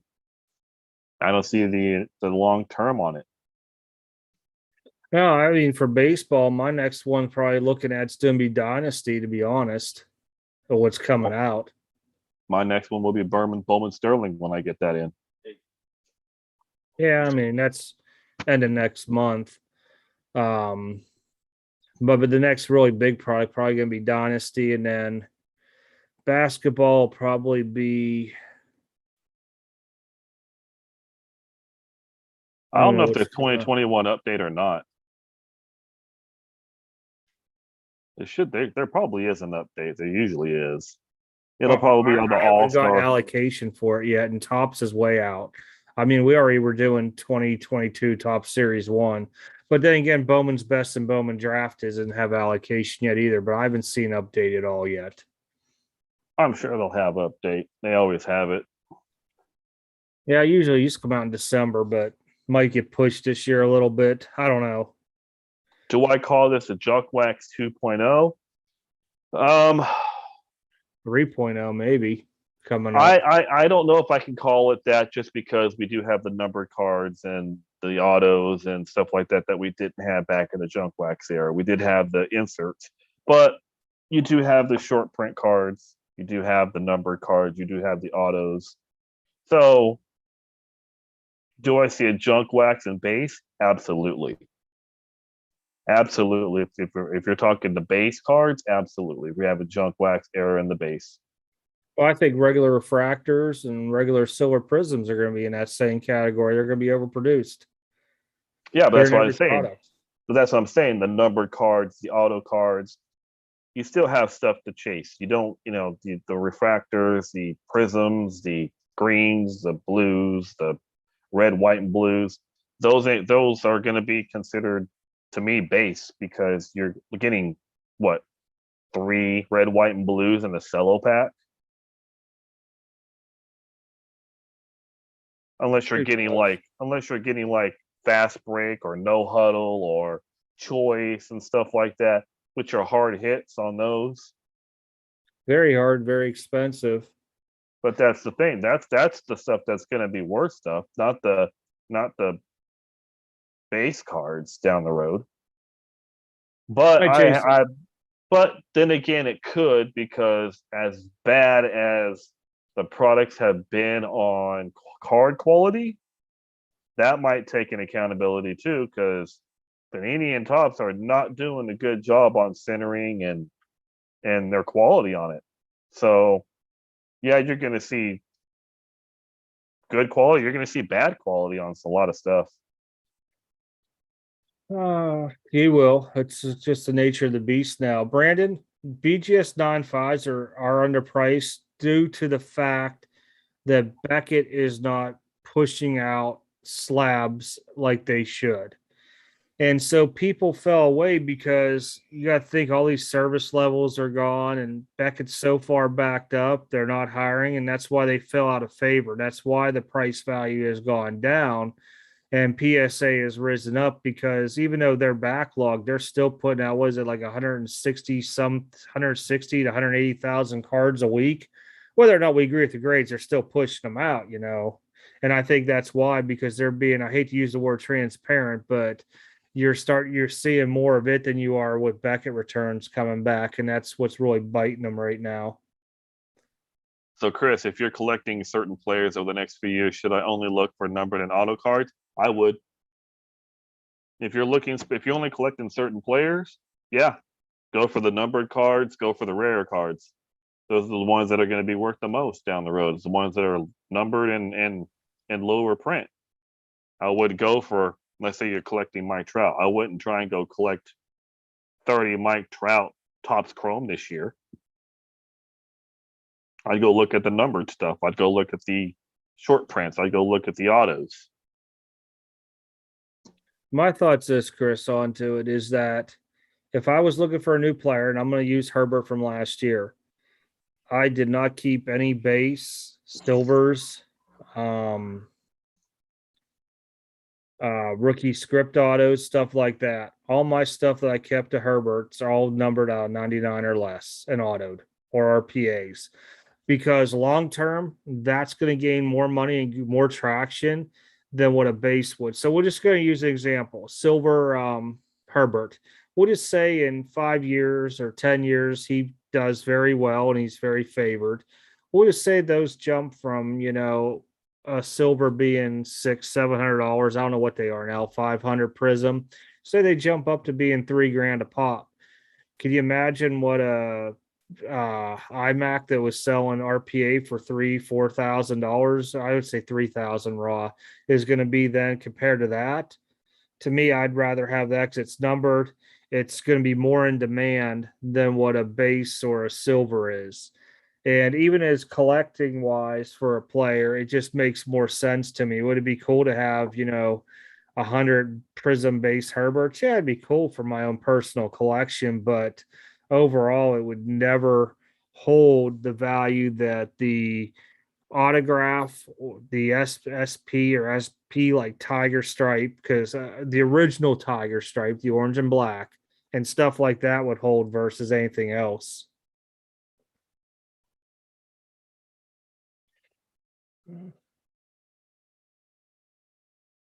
Yeah, but here's the thing, though.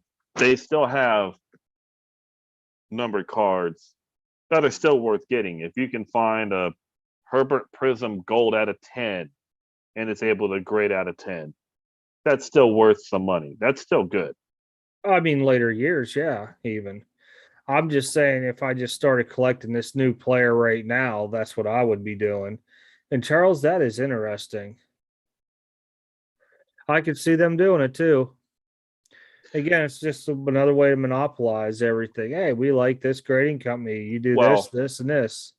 Well, my buddy from Beckett, my rep, said that Fanatics is probably going to be using Beckett on a lot of their slabbing cards too, because Beckett does majority of Fanatics authenticating. When that shows and stuff like that, when Fanatics have shows, Beckett do a lot of their authentications. So I can see Beckett tying in with that because they already do Beckett with encased. And if Fanatics takes over and they do encased, they'll probably use Beckett. I mean, CGC, I don't know about, like, I don't know. That's what I do, SPF, with a lot of my stuff. With the stuff that I PC, and I was telling people this before, say I went out there and I upgraded an 8 to a 9 on a Clemente, I'm going to keep the 9 and sell the 8 to pay for part of the Clemente. I mean, I'm probably still going to pay yin yang on that 9 out, but even if I say, I'll use for example today, I sold some Pokemon wax to somebody, a couple people and stuff like that. So, and the profit that I made off of that, I take and I put it in a pot for whenever I find something I want, a Sidney Crosby rookie or something like that, and that's what I buy. The other bit goes back into rebuilding the allocation account that I got to pay for each week. And I try to look at doing it that way. That's a good thing to do, really. You sell something, buy something else, move up the ladder onto it, better grade, better card, whatever it may be. I know Fanatics already do their own slabbing. I don't know if they're going to keep that going or if they're just going to incorporate another company, CGC or maybe Beckett with it. I don't know, but I know that on their website a while back. And like I said, I'm not a big Fanatics fan, but I remember seeing it. And I don't remember much on it. I have to look into it to see what it all dealt with, because I remember seeing something about PSA and Beckett onto it and something else. Well, I have a Fanatics card slabbed by Fanatics with their everything on there. I think I bought an Ed Balfour rookie auto, and it's encased and it's slabbed by Fanatics. So they do have their own slabbings. I don't see very many of them out there, but you're talking about the they didn't give it a number, it's just slabbed. They didn't grade it, it's just a slab. No, they didn't grade the card, they just slabbed it because it was signed and authenticated. Yeah, I seen those. Yeah. Because there was a couple times on their website didn't make sense because I saw those when I looked at, but then I saw something with I can't remember if it was PSA or Beckett was on there. And I was like, okay, I don't get it. I'm just not down with it. Yeah, no, they don't. They've never graded cards. They just encapsulated autographs because, you know, they don't have graders at that time.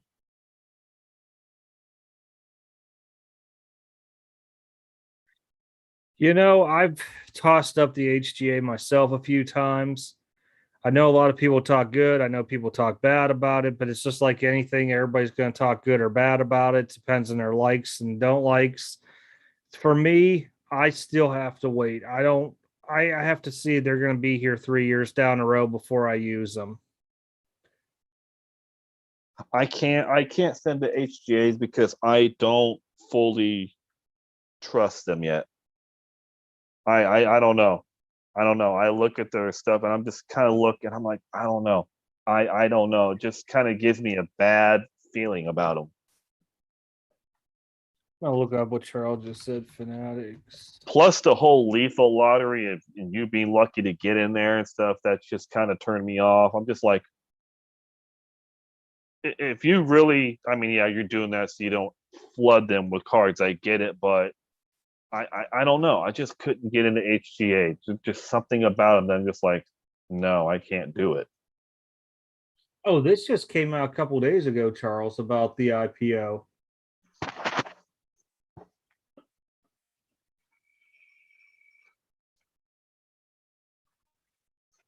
Oh, wow.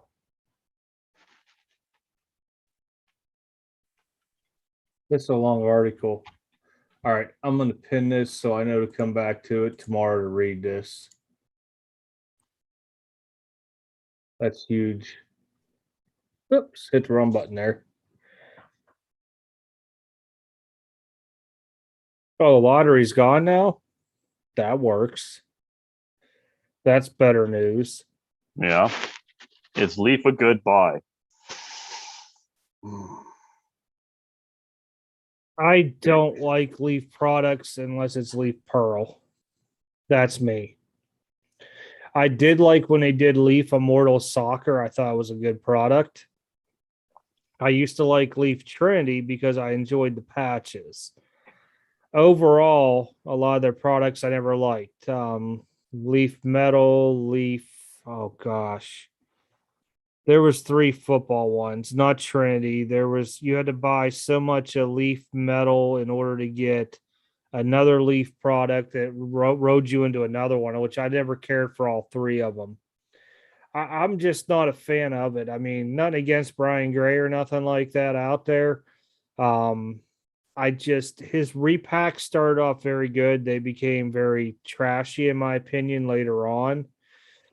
At the same time frame, Leaf Ultimate or something like that was the other one, Ultimate or something like that. But I did enjoy Leaf Trinity because of the patches that they put in there. It was very nice. But again, it was like a Panini version where you can only use certain aspects of baseball. So Leaf Q wasn't bad. that was the other one, Q and Pearl. I was trying to remember the other one. Q wasn't bad. You had that monumentals of like Jordan with the jersey. It was like Jordan, Gretzky, Mantle, and somebody, or Babe Ruth and somebody. It was cool. I liked it. I got a Sugar Ray out of 10 auto. I did get a Sugar Ray Leonard out of one of them. I mean, Leaf Q wasn't bad. The thing is about Leaf, I like the cards designs. I like what they do. It's just I don't like the non-licensing of it. And I don't know. They just don't hold as much value as the major brands. All right, Charles. Thanks for that article, man. I appreciate it. And have Chris, a good night, Charles. When you're talking about the middleman, because I haven't read the whole thing yet, are you talking about middleman like distribution wise to where they're going to cut out distribution change and Fanatics is just going to do their own thing, sell through their website and basically maybe Target or Walmart's, I don't know, something like that. And they're not going to use like GTS, Peach, Southern, Dave and Adams, and all that stuff. Because if they do that, I can tell you now, one sad thing is a lot of people are going to lose jobs, which I'm really never all for because some of them people have been in there for a while. But if they take out like a middleman, such as like a real distributor, GTS, Southern, Peach, something like that. Oh, they want to go direct to the consumer. Oh gosh, I probably will never get into it because people have bots. It won't. To me, it won't make sense. And then you'll have companies out there trying to buy, hundreds of cases at one time frame. Unless they set a limit to what you can buy at one time, it won't. And I could see their websites and everything else crashing onto that. Oof. I don't know. I really hope they keep it the way it is, distribution wise, hobby shops, keep everything alive the way it is and not get too selfish and do it only through their site and stuff like that. I really, really hope they don't go cutthroat like that. A lot of card shops are going to close up, and it's going to be sad. It's going to be sad when you can't go to a card shop anymore. When you can't it's just I don't know. I don't even want to think about it, to be honest. That's why I told my distributor if Fanatics doesn't use their distribution channel, it's already set in place, then I'm out. I will stop. I will go back to, I'll order from them still, but you won't be getting what they consider an allocation of product. But the only reason I'll order from because they're not. If I order from them, I don't have to worry about the product being searched, weighed, or etc. onto it, and that's a long conversation. But they don't do breaks. They don't. I don't know really how to say it. It's not like in a shop where somebody pulls a couple boxes and or the owner opened a couple up and you hit something big in the restaurant and shelf type deal. And Upper Deck all-time greats, I would have to look at it. The last Upper Deck one that I was really keen on was Masterpiece when they did it.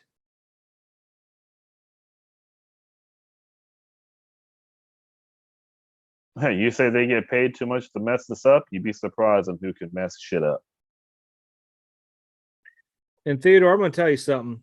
I was probably one of the very few people, if somebody asked me what quarterback to pick this year, I said Mac Jones was probably the only one that I would look into. And now that he's starting, I won't even touch his cards because they're going to go stupid in price. I said when I looked at all the rookie quarterbacks, and I told you as well, I was not a fan of Trevor Lawrence. I thought Zach Wilson has probably one of the better arms in the league, but I think he got stuck on a bum team, and we could have the Darnold effect. Trey Lance will not probably get to play, so I was kind of skeptical on him. And the only reason I'm even talking about this now is because we're pretty much hitting football season coming up. And Justin Fields. Justin Fields, he comes from Ohio State, and they don't ever produce good quarterbacks. So that's just my thing. Out of all five of those rookies, the one that I'm really the most intrigued with is still Trey Lance. I really think Mac Jones might end up being the one. But I also told you today at the same time frame, I could see this year not being a quarterback that wins Rookie of the Year too. I'm not going to throw the name out I threw out with you, but I can see it being somebody else out there, either a running back, wide receiver, tight end, or something like that could win Rookie of the Year. Well, it's probably gonna be a quarterback, and I don't know. The running back draft this year was kind of thin. The wide receiver draft this year was kind of not really intriguing to me. Devontae Smith to the Eagles. I don't know how that's going to come out. Jamar Chase can't catch a ball. He has the drops problem. Jalen Waddle went to the Dolphins, and that depends on how Tua is. You know, it's to me, it's a quarterback league, anyways. There's going to have to be some rookie that just goes out and just destroys it to win it over a quarterback. I mean, Trevor Lawrence is starting. Wilson starting. Now Mac Jones is starting. So you already got 3 quarterbacks going to be starting. I think Fields is projected starter too. No, Dalton.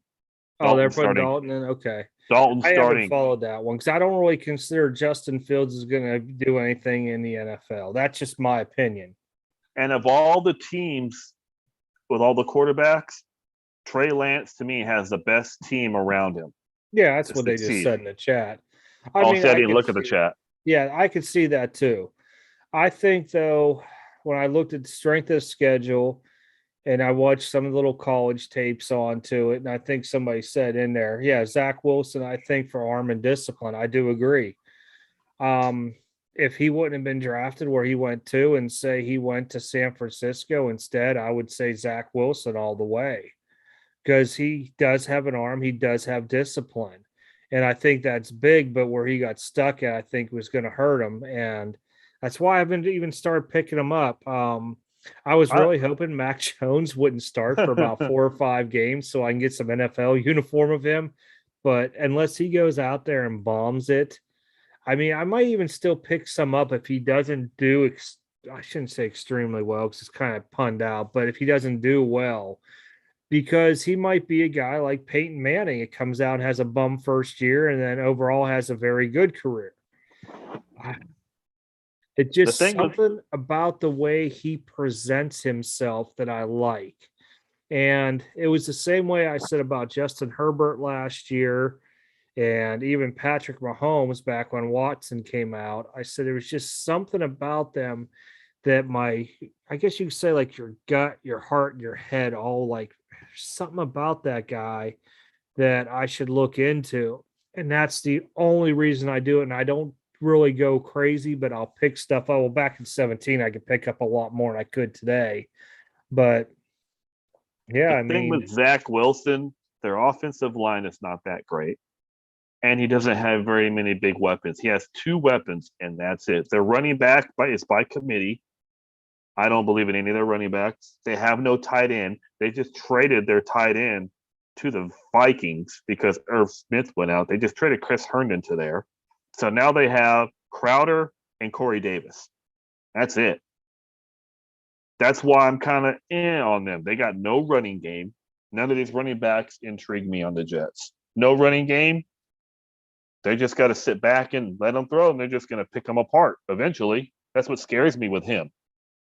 And someone said, tied in for the Falcons, Kyle Pitts. I don't like it. I don't like it. Everyone's praising, Calvin Ridley is going to have a big year. No, Calvin Ridley is going to get the number 1 DB on that team on him every single game. Why did Calvin Ridley have a good year last year? Because Julio Jones took Pete off of him. Kyle Pitts, all you got to do is cover Kyle Pitts, Calvin Ridley. What else you got? What other wide receiver you got? I don't know. I'm not a Falcons fan. Couldn't tell you. I can't name another. Their running back is Mike Davis, who was the backup to Christian McCaffrey, who had a very good season last year with the Panthers, but he's their starting running back. He's a bulldozer. He's not a speedy guy. He's a thumper. But I'm a big fan of Matt Ryan. I always have been. I like Matt Ryan. I think he's underrated. A lot of people give him crap, but I was like, the kid's good. You don't win an MVP and not be good. Just like Cam Newton. Everyone poo-poos Cam Newton. Yeah, he's fell off, but Cam Newton's not a good passer. He's more of a rusher. Yeah. Any given Sunday, anybody can do anything, the way I always say. I agree, Brandon, but that's... I always want to touch this before it gets too far on my chat. Some shop price their product 2 times. Is that justified? No. Here's the thing. They're all going to say rent and all this, but they all whine and complain they don't get product. That's why. If you sat there and matched competitors' pricing, you could rebuy back into product and sell it and push more product, which then would give you more allocation, which gives you more of a buffer room on your profit, which would pay your rent and utilities. I wanted to get that out before I forget because the chat's going way up onto me here. Theodore and Jameis Winston, he ain't gonna break the record because if he starts to suck, they'll put in Taysom Hill. You gotta remember they paid a lot of money to Taysom Hill, a lot of money when Drew Brees retired. Jameis Winston's only on a 1-year deal. If Winston starts to suck, Taysom Hill will come right in. I have no idea if Elijah Moore made the Jets. I've barely been tracking the Steelers stuff because I'm just like, wow, they're going to be horrible on defense this year. If I have a quarterback playing against the Steelers, I am definitely playing him in fantasy. Oh, there's plenty of Falcons fans where I work at. And I'm like probably about 6 hours from Atlanta. People will always have their home team that they'll root for. Oh, my running back this year that I mean, you can't knock out Derrick Henry. He's an animal. He's an absolute beast. Dalvin Cook kind of scares. Bettis, straightforward runner. Boom, boom, boom. Dalvin Cook, he scares me though. Dalvin Cook can catch the ball though. There's a thing. He's dual. He can, but he Derrick Henry, who we just talked about, has 30 maybe catches a year to where he runs catches and runs it. And I'm not talking about the quarterback flips either. But when you start looking at your versatile running backs like Dalvin Cook, I mean, like Le'Veon Bell, he really set a precedence way back in the day with what he was doing. He could run, he could catch it in the backfield, take a pass and everything else. If you can get that stuff, you got a good running back in there then. If Dak stays healthy, I like Ezekiel Elliott this year a lot. Hey, babe. Hello. Casino night? No, she had a birthday party. Birthday party? Mm-hmm. So, no, I think if Dak stays healthy, I like Ezekiel Elliott a lot this year. My babe? I beat. Okay. And the dogs popped a balloon. Of course they did. What game will Jackson get hurt? I'm guessing you mean Lamar Jackson. Oh. Look at the schedule. I'd have to look at the schedule, who they play. I will give Lamar, he does take a lot of hits, but I will give Lamar Jackson a lot of credit. He tries not to take as many hits. He's pretty smart about it, but it's going to take one hit, and it's going to really screw him. Michael Vick. I'd rather take a bet on which game this season Mahomes gets a concussion. And that's sad because he's prone to them now. Oh yeah, Cook was always injury prone, but I mean he's trying to hold it together. I mean, running backs' life or whatever you want to call it, shelf life is not long. If they can go over 5 years, then you start really thinking about it. But a lot of these guys, they can't. They will get their wheels run off, injuries and everything else, and they got to make their money quick. And they better hope that they were first round draft pick or maybe even second round, and hopefully they got a new deal because otherwise they go quick. Kyler Murray had a good season last year. He just needs to take that next step forward. I don't know. He had a good season. He had a really good season, but yeah. I mean, he had a fair season. I'm not going to say good season. It was fair. If he doesn't do something to really improve this year, he's going to have a lot of doubters out there. And depending on how he handles that mentally is going to be where it comes into play at, because they've given him all kind of weapons out there. Their defense isn't that great, but he's in the toughest division in the NFL. The Seahawks are still good. The Niners are still good. Toughest the Rams are still NFL? good. You wrong there. Which one? Pittsburgh, Cincinnati, Baltimore, and Cleveland have always been one of the toughest with all the teams across the board. You look at with what gone on, even if you say the Bengals sucked one year and the Browns sucked a year, I'm telling you, those dudes beat each other up more than anything. And I thought maybe it was just a big old controversy thing. And I started watching the Ravens play the Browns, and the Browns could be 1-10, and they'll somehow pull an upset on like a 10-1 freaking Ravens. But I'll tell you what, that league there is always hard to call each year. The rest of them, you could usually pick it out after a few games. Now, granted, you could have a Cowboys team that starts out 6-0, and that's where they end at 6 and whatever it is now, 6-11 or something, 6-12. You say Carolina's a sleeper team, Theodore. It all depends on how Sam Darnold does in his new team. He's got the weapons. He just needs to make sure he can do something with it. That's that's the thing with him. I don't know.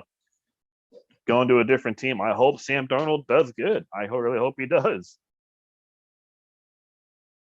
Panthers got a good. Their defense isn't that great, but their offense. You got McCaffrey. You got Robbie Anderson. You got DJ Moore. They got that rookie Marshall. They've got some players. I like it. They ain't got a tight end though.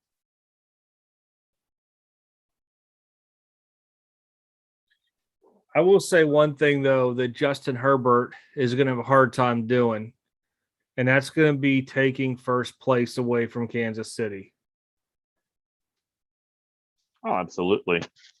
Unless they get injury-ridden for the Chiefs, Herbert's going to have a hard time ever winning that little freaking winning their division down there, and they're going to have to look at being a wild card team for a while. Now, that's a hard one there for him. I mean, but I still think overall he's going to be a good quarterback. Oh, I do too. The Chiefs are just stacked in every position. You got Tyreek Hill, Travis Kelce, McCole Hardman, Clyde Edwards-Helaire. I mean, think about how much the AFC East was so happy when Brady left. Think about it. I mean, honestly, or he would get injured game 2 of the season, be out the rest of the year. Think how happy they were. Like, we have a chance this year. It's like motivation. Look at the Bills now. It's the Bills division in that one. Bills hold all the cards now in that division. As soon as the Patriots lost Brady, Bills took it over. It's going to be like that for a while as long as they have Josh Allen and they got some weapons around them. I don't see the Patriots, Mac Jones, if he goes out there and lights it up. Dolphins, I mean, with Tua, what's the other team in that? Here's my thing. Josh Allen just signed that big contract, right? We got salary cap involved in this. Mm-hmm. I don't see how years down the road, if the cap doesn't increase a whole lot, that they're going to be able to keep those tools around him. Granted, you can draft wide receivers all the day long, but you don't know what you're getting in a draft. I'm 100% sure he's in a restructure. I'm 100% sure he'll restructure down the road. And if you do that, you're every quarterback into what the Steelers had happen to them with Big Ben and a bunch of their other ones. A lot of these quarterbacks have all restructured. Mahomes even restructured his deal last year so he can keep some guys. That's going to hurt him at the end. It will hurt him at the end. I thought all these restructuring deals and stuff were going to be great, and I watched Pittsburgh do it for years, and it came back to bite them. Yeah. Now, AFC West is a tough division. Everyone improved. I agree. I mean, each quarterback in the AFC West is, I mean, you can say Bridgewater. I mean, Bridgewater is still good. I like Bridgewater. He beat. I don't know if Vegas with Carr really improved. No, they really didn't. And Denver is still with Locke. No, Bridgewater took it. He's the quarterback. Oh, he's the new starting quarterback up there. Drew Lock lost his job. It's Bridgewater, but they got. If Bridgewater doesn't come out there and do what they want, I mean, I don't know. I have faith in Bridgewater because of what he did last year with Carolina. He's did good with no McCaffrey. When I look at this, look at any division out there with all their quarterbacks. Look at Roethlisberger, Burrow, Lamar, and Mayfield. Roethlisberger's the old man thing, right? He's gone after this year. Whoever they put in there, you're going to have young quarterbacks trying to make their name for themselves. But when you look across the board onto that stuff, and I was doing this the other day on there. All right, so AFC East, we know we got the Bills with Allen. You got now Mac Jones in there. Jets got their brand new Zach Wilson, and you got the Dolphins with Tua. I don't think Tua is the man. I'm sorry if you're a Dolphins fan out there. I kind of lost a little bit of faith in him. We'll see. He might turn around this year. I pity the Jets because Zach Wilson is a good quarterback, well disciplined, has the arm on him, but I think they're going to fail Zach Wilson, is my opinion. But when you start going down through a lot of this stuff, and you like look at like the Colts, Titans, Texas, Jaguars. That's the worst division. Well, Easily the worst division. But just by thinking about this, then you go in the NFC. All right, Dallas was a Dallas Giants Eagles football team. Yep. I have to call them football team. You don't have four stellar quarterbacks or some people in there that have been making improvements over time or even onto it. Bears, was it Bears, Vikings, Lions, Packers? Yep. You got Lions. Lions is probably going to be the worst team in the league this year. They very well could be. They don't have anybody. But I'm looking at Minnesota. They got freaking what's that guy's name? It came. They still got Kirk Cousins. Yep, they still got Dalvin Cousins. You got an unknown quarterback up in Chicago. You got freaking Aaron Rodgers, who was unhappy, came back into it. He's probably be his last year there. He'll probably I could see Aaron Rodgers leaving and somehow the 49ers picking him up. I have no idea why. If you look, the Saints lost Breeze. Panthers have Sam Darnold now. Yeah, Darnold. I was going to say the Jets, dude. The Bucks got Brady. Falcons got Ryan. Really, if Breeze was still in there, I'd probably say that would be one of those divisions with four pretty decent quarterbacks in. Niners got Jimmy G. Cardinals got Murray. You got Russell Wilson. The Rams got Stafford. That's a tough class there with quarterbacks as well, too. But if Stafford can't handle the pressure, you got a question mark by freaking Murray in there. And Russell Wilson has been playing like Russell Wilson some time now. No, Russell Wilson, the beginning of the season last year was lighting it up, and then he started to drop down. I have a feeling he's going to bounce right back up. You don't fall back down with DK Metcalf and Tyler Lockett the way you do. I still think Russell Wilson's still Russell Wilson. He's still a top 5 quarterback in my eyes. Absolutely. Hey, Theodore and SPF. Thanks for coming in tonight, guys. Yeah, have a good night, guys. What? And I will say this: the baseball rookie card class, I'm going to go with, not the actual draft picks this year. Yeah, I do think it was pretty soft this year too. I do agree with it. Well, my problem is they should have brought Joe Adell up a lot sooner. When Trout went out, they should have brought in Joe Adell until later in the season, like they did, giving the kid a shot. Trout's been out for what, 3 months now, something like that. Well, why would you? Like 4, maybe even. He's been out for a long time. I would have brought him up. Might as well. They just never did. He was killing it. It was a calf injury, right? A calf, right? Yeah, still a calf injury. I guess they were thinking this whole time frame he'd be out a short amount of time that really wasn't worth it. But when I started hearing Trout saying his calf was still messed up, I started thinking, I'm like, are they trying to have hope for him to come back? Just bring the kid up already and give him a shot. I mean, you did have Wander Franco come up. He's all right. I mean, to me, the best 2 rookies this year to me was Nick Madrigal before he got hurt and Cabrian Hayes. Alec Baum, he got sent back down to the minors. Oh, no, wait, I take that back. And Dylan Carlson. Those are probably my 3 best rookies for this year. I was going to say Carlson, Mountcastle. Mountcastle's been like this too much to me. Cabrian Hayes has been like that too, but he did get hurt. He came back. But Mountcastle's on a pretty crappy team too. So, I mean, offhand, could his stats be padded more with RBIs and runs? Probably. But, I mean, for hitting percentage, and I think he was sitting around 28, 29 home runs for this year. That's pretty decent overall. Nick Madrigal. He got traded from the White Sox to the Cubs, so now he's a Cub. There was somebody else that I just had to tip my tongue out. It's probably not going to come out now. Kirilloff? No, it ain't Kirilloff. There was somebody else. If I'm picking a rookie of the year in baseball, it's probably going to be Carlson.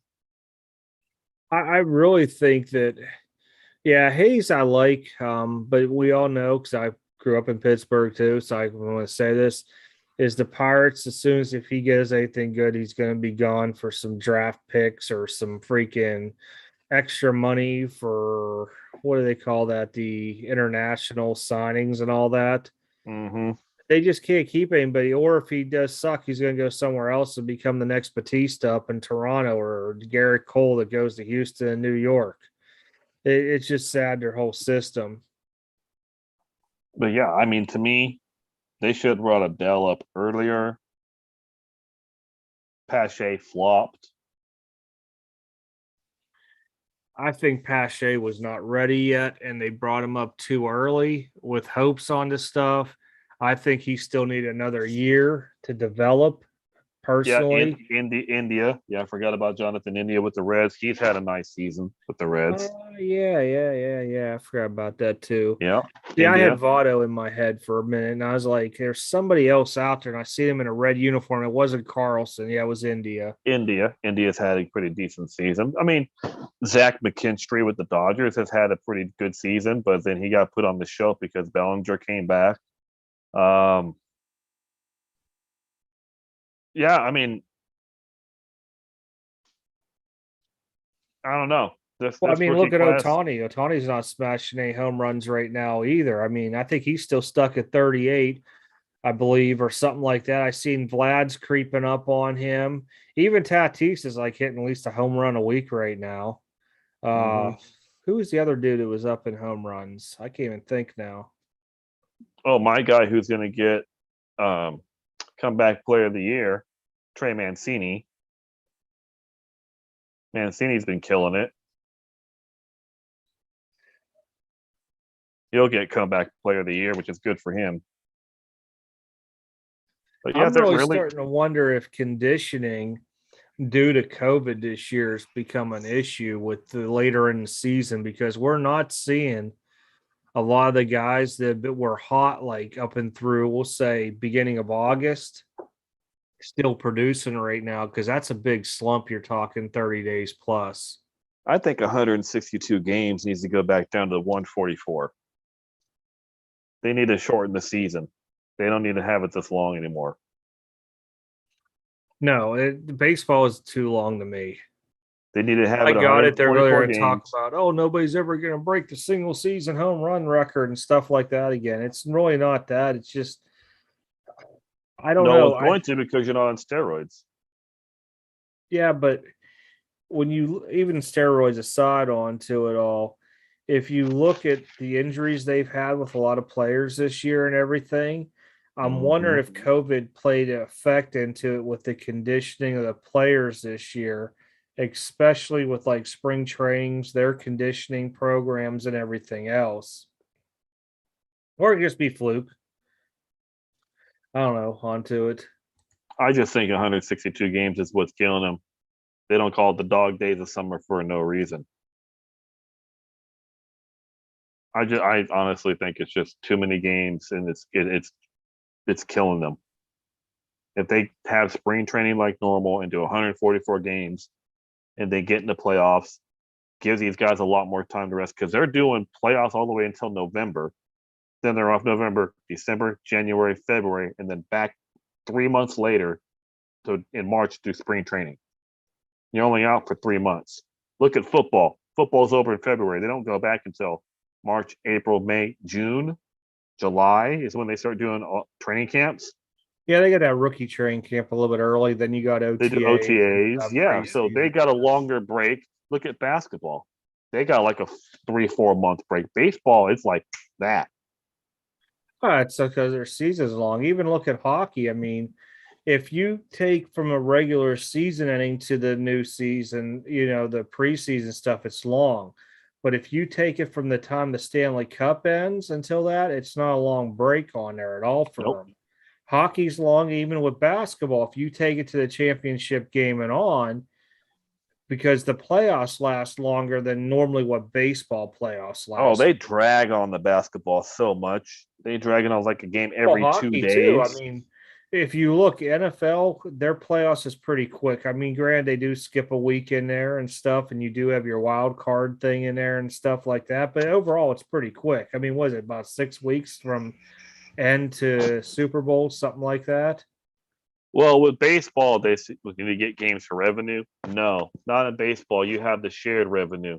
That's the thing with baseball. They're still making their money regardless if they sell seats. That shared revenue that the Yankees, the Dodgers, the Red Sox, all the big teams with the big money are giving these smaller teams to pay for that revenue, they're not using it to make their team better. They're pocketing that.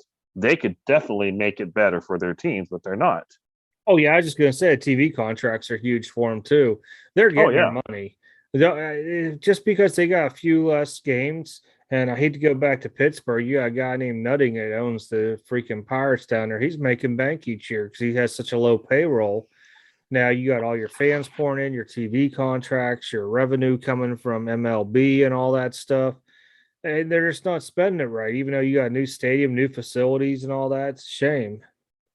Yeah, I mean, baseball's making their money. There's no doubt that they're not making their money. Each team is making their money. They might not be making it in think about how are the Yankees able to still afford paying their players like they do and paying it was a luxury tax and all that stuff. Yep. If they wouldn't be able to do that if they weren't making their money on the side. It's just they choose to make more money and invest more back in their team versus a lot of the smaller market teams. It don't matter about your market.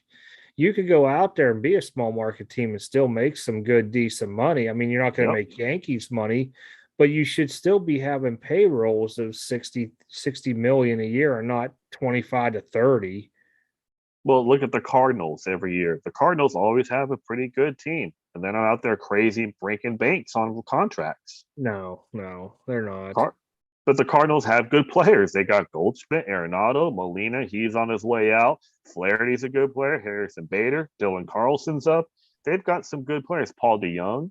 They've got players on that team, but they're not completely going crazy paying for them.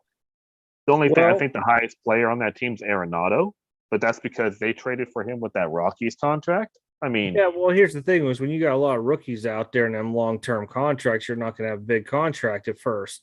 But when you start waiting for that second or third contract where you start hitting renegotiation, yeah, you're going to hit bigger numbers on it. Is it worth keeping that player at that time frame? That's what you got to figure. Do I have something in my funnel that's going to be able to replace them at a cheaper cost? Because here all of a sudden you could have somebody who goes pays Alex Rodriguez contract numbers, or even I hate saying this, but Giancarlo or Mike Stanton, whatever he goes by nowadays, they go up there with these big contracts, big money, and they're not performing. No, they're not. I mean, look at the Giants this year, killing it. Their payroll is minuscule. Their highest paid player is what? Posey? No, didn't they get somebody in a trade that's hiring him now? I don't think so. I think it's just Posey. They're doing it with older pitchers. They're doing it with a bunch of young guys. I think the highest paid player is Posey. He's the only one left. Bumgarner's gone. Oh, they don't have the salaries on here. I'm not going to look elsewhere, but I thought, is it Chris? No, Chris Bryant's contract's up. I thought, Chris, yeah, he's a rental.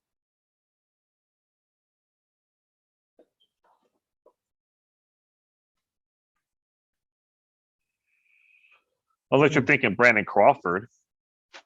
I don't think they paid him big money. My buddies went to school with Crawford. I think Posey's their highest paid player on that team. He's the only one left. Him and Crawford are the only ones left from the championship teams. Well, Longoria is still there too. Mm-hmm. But they traded for him. Yeah, they traded for him. He's got to be mid-30s right now. I don't think he's going to be on there much longer. No. But Longoria, baseball games are expensive. Oh yeah. I don't know if they should do team salary cap or not. They never will. They never will. The players union will not let that happen. Yeah, Baseball has one of the strongest unions in all sports. Baseball player union, they don't budge. They don't budge. Why do you think we didn't have baseball for a long time last year during COVID? Because they kept fighting back and forth. Well, it's all because you know what, they want them to spend the money and they want out of that luxury tax if you go over a certain amount. What's up, Dale? Yeah. Hey, Dale. Yeah, no, baseball has one of the toughest players unions in sports. They're not going to go to a salary cap.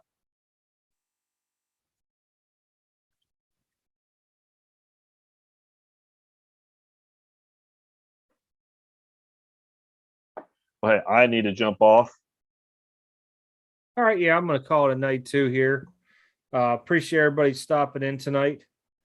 And I won't be next Friday because I got a show Saturday, but the following Friday we'll be back. Might push it back a half hour at 10:30 p.m. See what happens onto it. We'll see. I don't want to go too early on just because trying to keep the time zones all there a little bit onto it. Well, won't that be the auction then?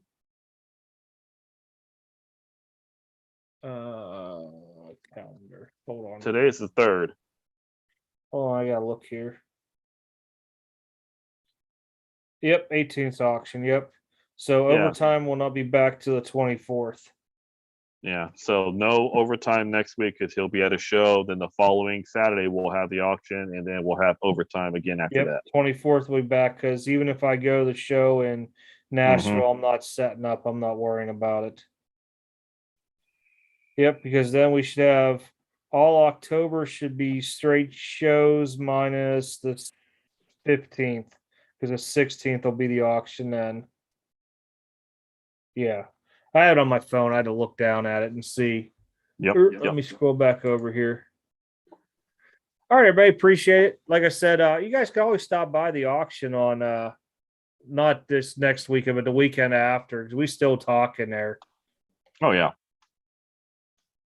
I did get the new Pokemon, but I'm sold out the Evolving Skies. I had somebody come pick the rest of it up this afternoon.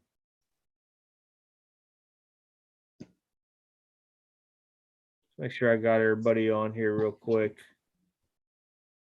All right. Yeah, that's everybody. All right, everybody, we're out. We do appreciate it. We'll see you guys live in 2 weeks for overtime, but we'll still have a live next Saturday. 3 weeks. 3 weeks will be overtime. Like 1, 2, 3 weeks. 24th, whatever day that is. Or how many weeks. But the 18th will be the live auction, so I won't do an overnight the night before just because I like to try to have either a Friday or Saturday night free type deal. Trying to think. I think that's pretty much it. I'll try to get some footage from the show. I might try going live from there. We'll see what happens offhand. But otherwise, I'll at least get some footage from walking around. I'll probably have an overhead camera just seeing what's going on in case anybody brings anything by. But it's more for people stealing and stuff is why I keep a camera behind me. All right, everybody. You guys take care. Have a good, safe holiday weekend. And then we'll catch you guys in 2 weeks for the auction, 3 weeks in overtime. And I might pop on live. You guys might see me looking over some cards here eventually. Make sure everybody. All right. I'm going to go ahead and end this, guys. We'll see you guys next time.